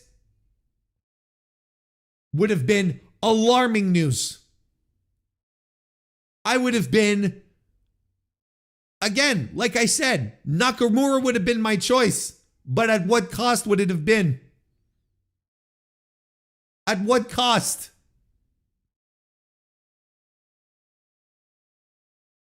So, it's a question of what do you do? And look, we know WWE has been desperately trying to get a foothold in Japan for years, and they just can't for multiple reasons that are not just specifically wrestling related. There's business stuff the way the Japanese conduct business and how open or not open they are to international endeavors coming in, so on and so forth. They've been trying to get a foot in Japan for years. Everyone is very, very weary about this Noah relationship that they have now. They have a relationship with Marigold as well. How would this turn out with New Japan being the biggest wrestling promotion in Japan, suddenly becoming a thrall to WWE in whatever reason? That would equate to disaster. You could bitch and moan about Tony Khan having destroyed New Japan, but this would be objectively worse. And I still do not, just for the record, I do not buy into the whole New Japan is in the shithole right now because of Tony Khan taking away all the talent. I do not buy that. I don't buy it for a second. And yes, he took two of the company's biggest stars, swiped them away, but the company, New Japan, did nothing to counteract that creatively. Did not take a step back and go, all right, listen, boys, let's crack our knuckles. We got to figure out who's going to be our next crop of talent, because we're in the shithole now. And then Naito leaving the company, and now Tanahashi retiring. How is all of this shit Tony Khan's fault? How is it Tony Khan's fault that there are no top guys being clearly pushed in the company out of all of the fresh young talent that they have? It seems like Yota Tsuji might be the chosen one, and that's a good pick. They went with Shota Umino, that failed, but they had so many others that they could just try stuff out. Get a little creative with the booking. Break some of the molds, try some things up, shake some things up. Nothing. And somehow, the state of New Japan is Tony Khan's fault.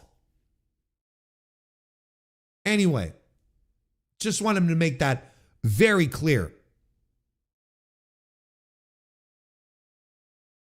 Beyond all that, like this protectionism for these companies, on these companies, it's kind of wild. It's kind of wild because, where was this righteous outrage from New Japan fans when New Japan was stealing DDT's top talent and bringing it to their side, or when they tried to take over Noah, like literally? Where was all that outrage? I guess that's okay if New Japan does it. It's always the same thing with this tribalism nonsense, regardless, right? It's always the same thing. It's always a question of well, what does my what does my preferred promotion do? What are they doing? Or who's doing it to them? It's either one or the other. That's what changes the perspective. It's whether it depends on what side of the coin your guys fall into. If they're growing and, if they're growing and getting into agreements with other promotions, whatnot, it's like, oh yeah, well that's because we're a great promotion and so on and so forth. But then if they're doing things that you don't like to your favorite promotion, then they become the enemy. The fans need to stop treating New Japan as the victim in this situation and start holding this fucking company accountable for the creative slump that it's in right now. They created this themselves. Did Tony Khan signing away Will Ospreay and Kazuchika Okada have an impact? Yes, it fucking had. It absolutely had an impact. But New Japan did jack shit to try and make up for the creative void or the presence, the void of these two men leaving the company. New Japan should have been better prepared for a talent disappearance like this. They really had.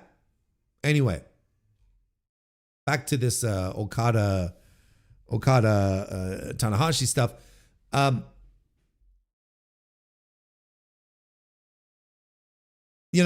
If we were to speculate a little bit, after all of the, however this was negotiated or brought together and whatnot, it's possible that this makes for some interesting, like an interesting broader game of give and take now, where it's like, okay, if I'm New Japan, let's say I'm New Japan, and my partner is laying down the law and saying, well, we can't approve of you using Shinsuke Nakamura because he's with WWE.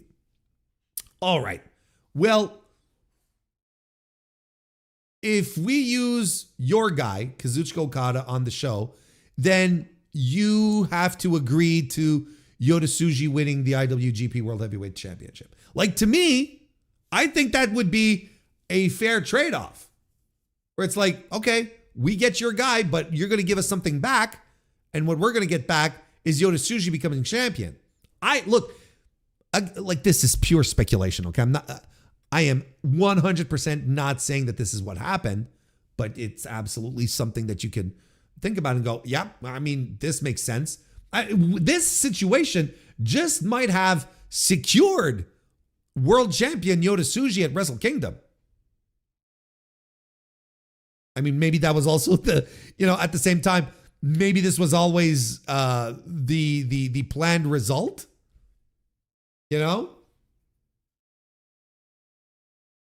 Maybe this was the planned result. Maybe not anymore. Maybe it was another one, and now it's like, well, no, we have to go down this path.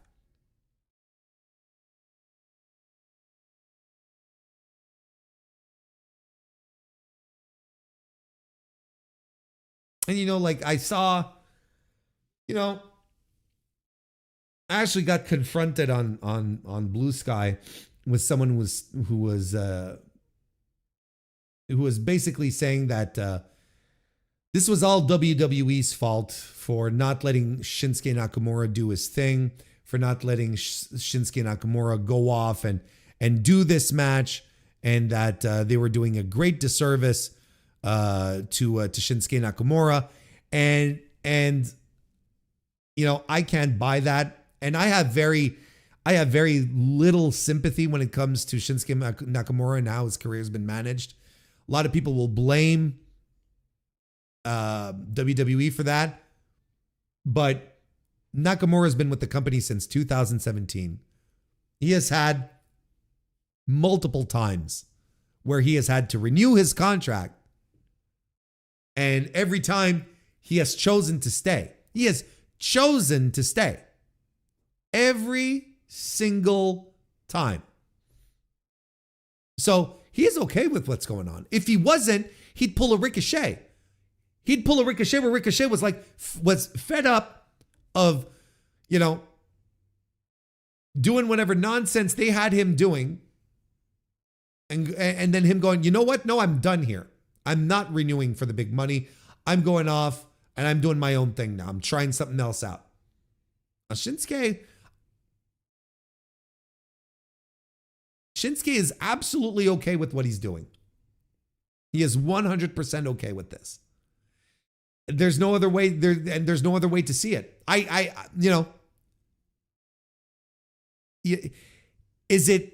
Could WWE be doing more with him? Yes, sure.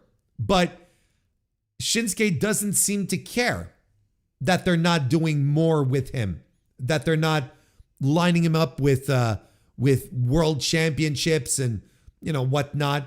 He doesn't seem to care. He seems perfectly content in just being where he is. So I am not going to get more upset about a wrestler's lot in WWE than the wrestler himself.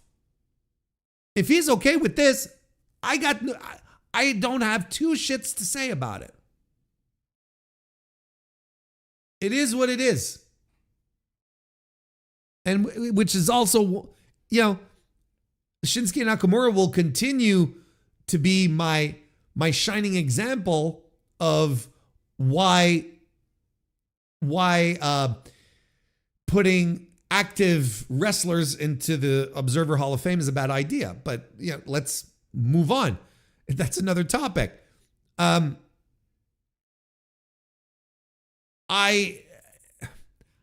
think Nakamura overall he's exactly in the spot he wants to be. And would he really have been looking forward to doing this? Would he really have done this? It's hard to say. I don't know. But based on his actions, his very observable, concrete actions, which are staying with WWE, even though WWE treat him as a replacement player, secondary thoughts, it's like, if he's okay with that, well, that's all there is to it. You can only blame WWE so much. You can go and say, but it's WWE's responsibility to find something to do with their wrestlers. No, it's not their responsibility, first of all. And second of all, they can do whatever the hell they want with the contracted talent that they have. And if it's to say, stay home and collect a check, stay home and collect a check, Shinsuke. And he seems completely okay with that.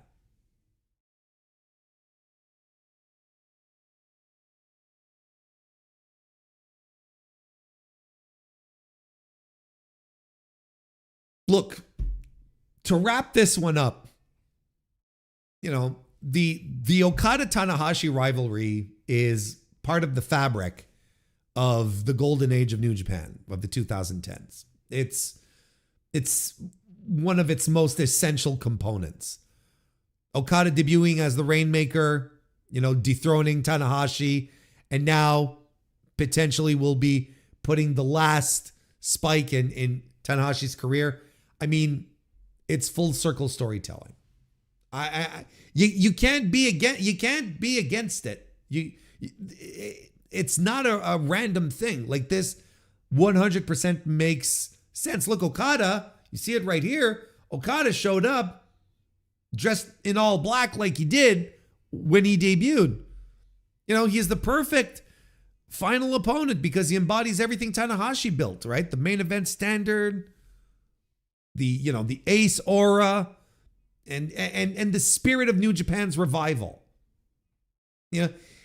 We can't say this enough, like a lot of people will say, what a great and generous gesture did Hiroshi Tanahashi do by allowing Kazuchika Okada, a young guy, to come back to win him, to beat him, and to elevate him as a star. Hiroshi Tanahashi did this because he saw the potential in Okada like everyone else. And he was like, I need this kid to stick around to give me a feud for the next 5-6 years. And that is exactly what happened. And it even went beyond that. And it became a generational feud. This was Tanahashi just sniffing out the right guy and going, this is the guy. And I'm going to put this guy over because it's going to be good for me if this happens. And I dare you to tell me the opposite, to give me a solid argumentation of the opposite. See, and the match is going to be really good. Nakamura, my logic was always that Nakamura had that essence where he and Tanahashi came in at the same time, and they were molded at the same time, and then both helped transform New Japan into what it is today. Right? Both in their ways. And it would have been a charisma match, it would have been a vibes match, and it would have just been full of emotion. Here, we're going to get the emotion, but mostly we're going to get a really well-worked wrestling match. That I can get behind.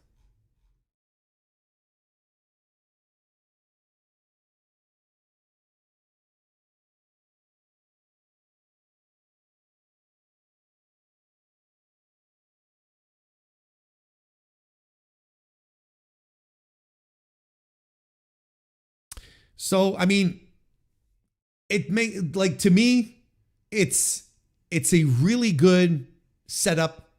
It's a perfectly logical, an exciting opponent. Tanahashi is going to give everything that he has left, and Okada is going to suck it out of him. He's going to get it all out of him. It's at this point, I think that if you, I think there is going to reach a point that if you're just going to sit back and cross your arms and be a curmudgeon about this and say, we could have got Nakamura, I think it's time for you to grow up. And it's time for you to stop seeing the world being against New Japan when New Japan is perfectly capable of shooting itself in the foot without the help of anyone from the outside. They are perfectly capable of doing that.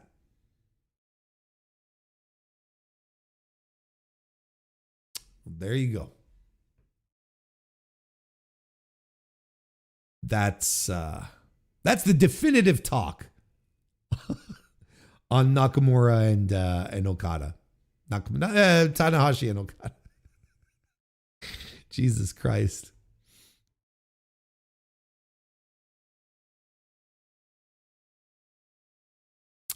I am reasonably sure I know some of these sources too. What makes me annoyed about this is there are prominent Western New Japan podcast people spreading the idea that TK is evil and bad over this. WWE is bad. Working with WWE on any level is bad. WWE has fucked with AEW so much. Why don't they don't give a fuck about Tanahashi. They care about fucking with AEW. And frankly, Okada as a final opponent makes more sense than Naito makes more sense than either. I don't know about the Naito thing. We could have a talk about that, but I agree. I don't have an issue with any of this.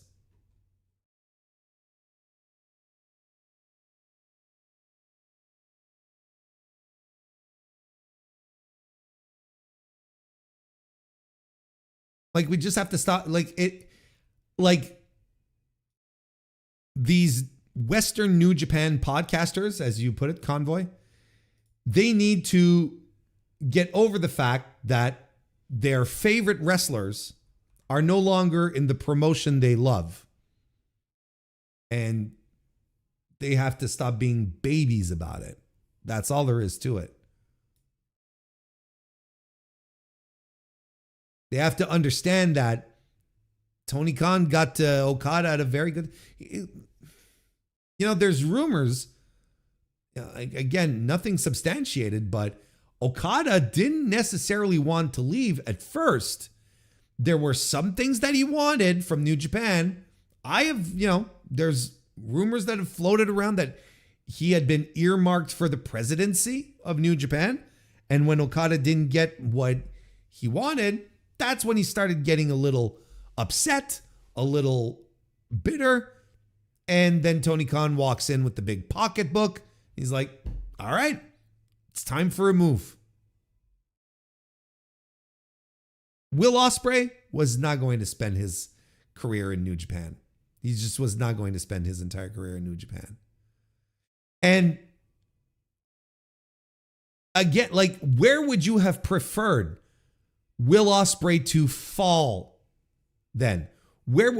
If AEW was not around, Will Ospreay would have ended up in WWE? Is that what we want for Will Ospreay?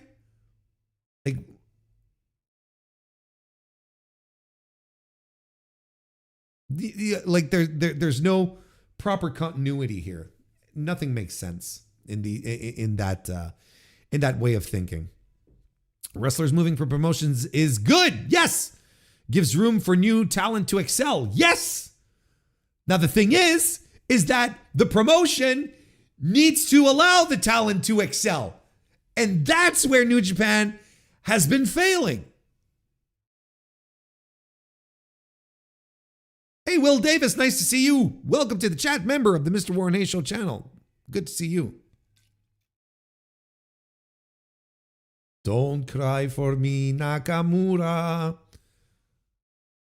The truth is your bed is made all through your surfing, your non-existence. You'll keep on jobbing and you'll get paid. Not bad. What do you... Side note, did anyone watch Nakamura versus Muto for his retirement? Yeah, I did. It was as good as a match that you could get out of Kaiji Muto at the time. And it's it was a big vibes match is what it was, essentially. That's what it was. Thank you.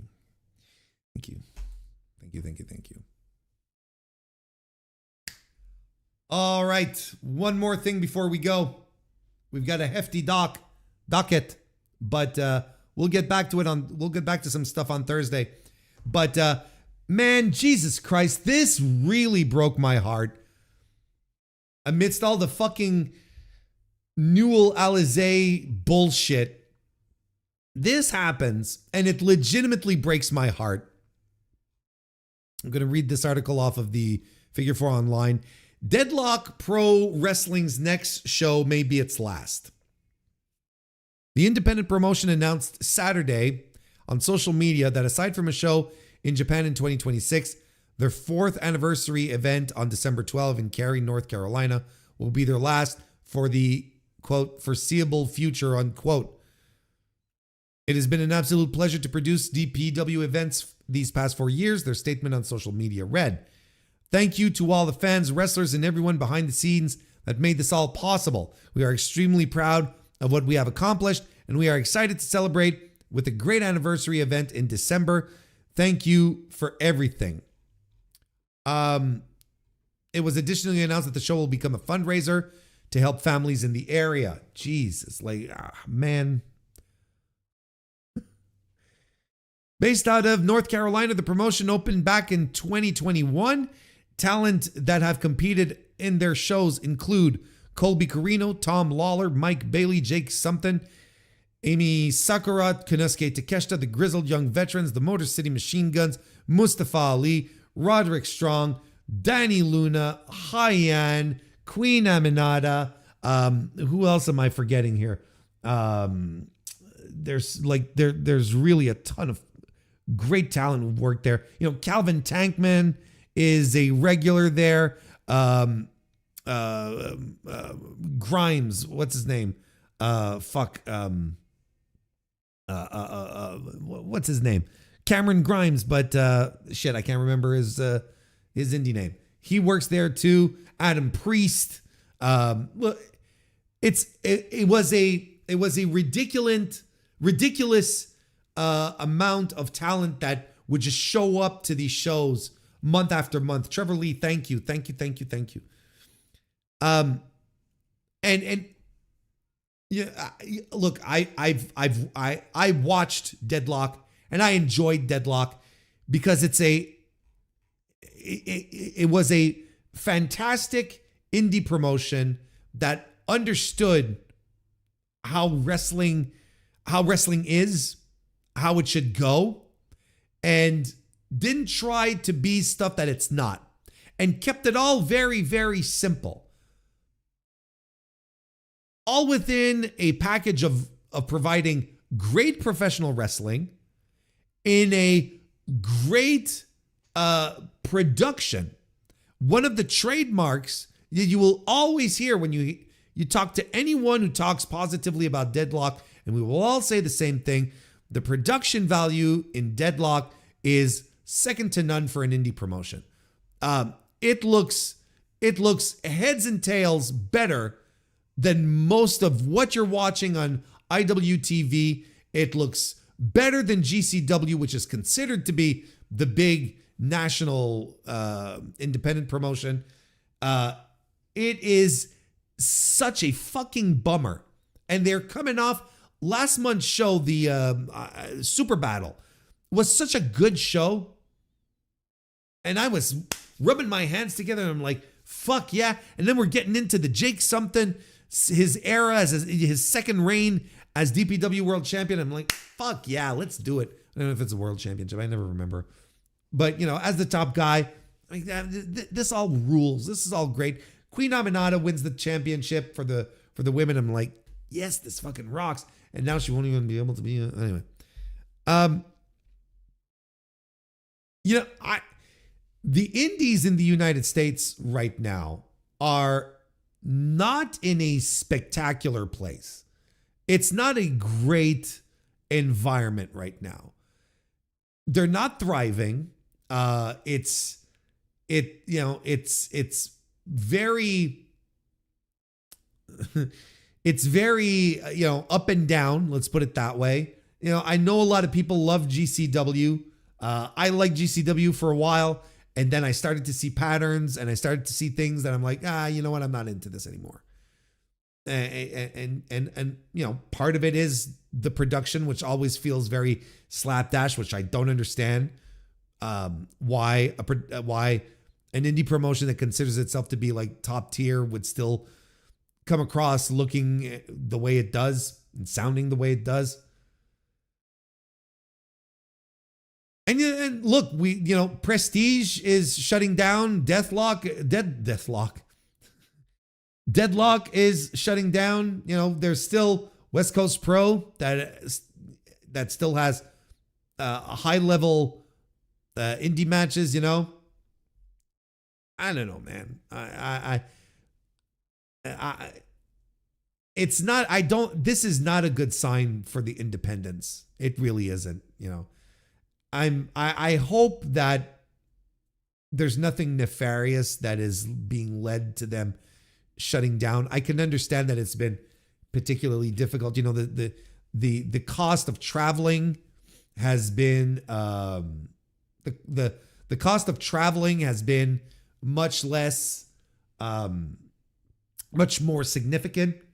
So, there's probably a lot more expenses going into it, and you're bringing in some top name talent at the same time.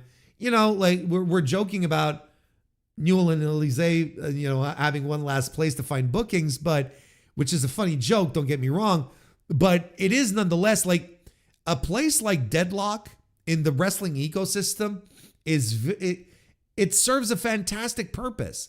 It allows wrestlers from bigger promotions, elsewhere to come in and do stuff that they can't necessarily do because they're not being booked or they're not being used a certain way on the shows, on their main promotion shows. Look at Roderick Strong.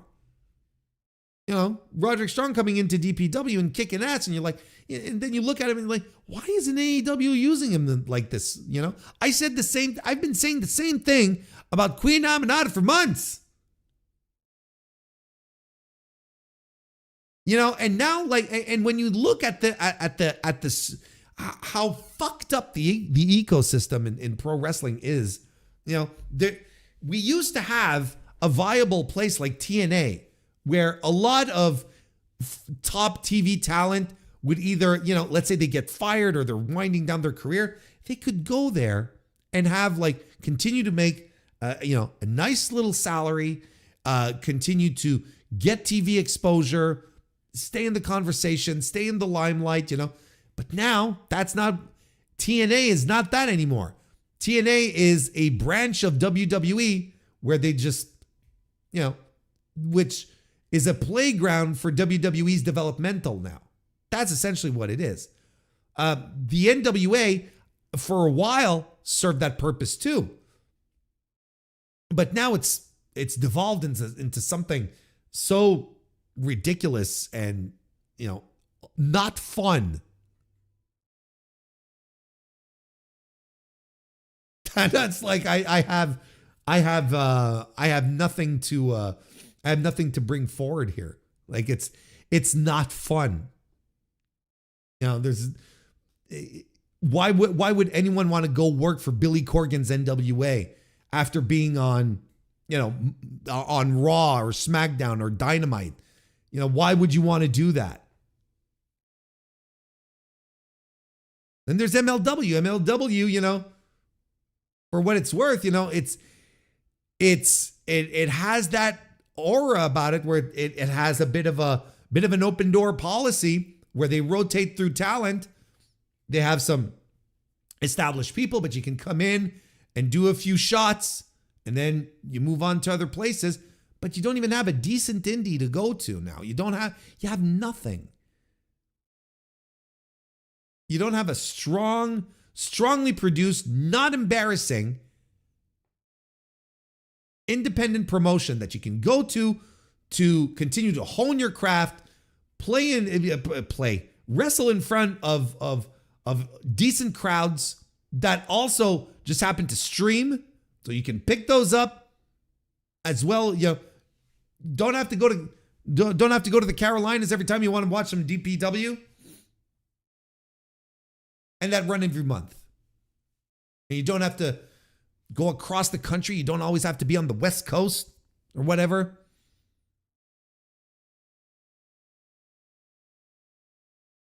I would not. I think this is significant. You know, Prestige, Deadlock shutting down. I think these are significant losses. I really do. And it sucks because if there was one promotion, I feel, that could use a bailout, right? That would warrant someone just swooping in to save it from from falling off a cliff. It would be Deadlock. It's a shame, man. It's an absolute crying shame, and it bothers me. And I don't know, man. U.S. Indies, they really ain't what they used to be, but I feel like this is maybe these two big high quality promotions shutting down. I think it's a significant problem. I think it's a significant and non-negligible problem that eventually we're not going to be able to ignore anymore. And it's going to impact quite possibly your favorite wrestling promotion, whatever it may be, in one form or another.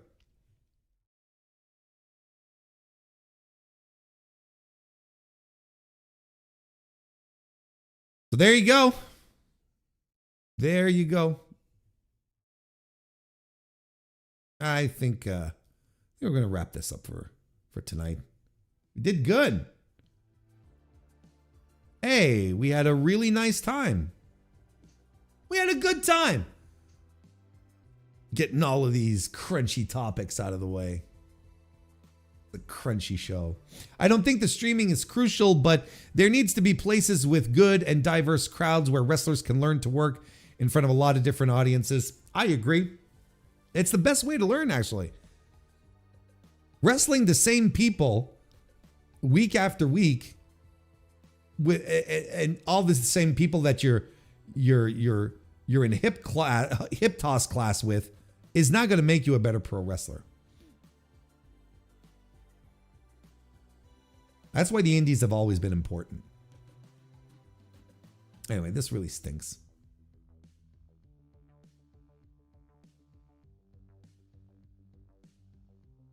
It's too bad.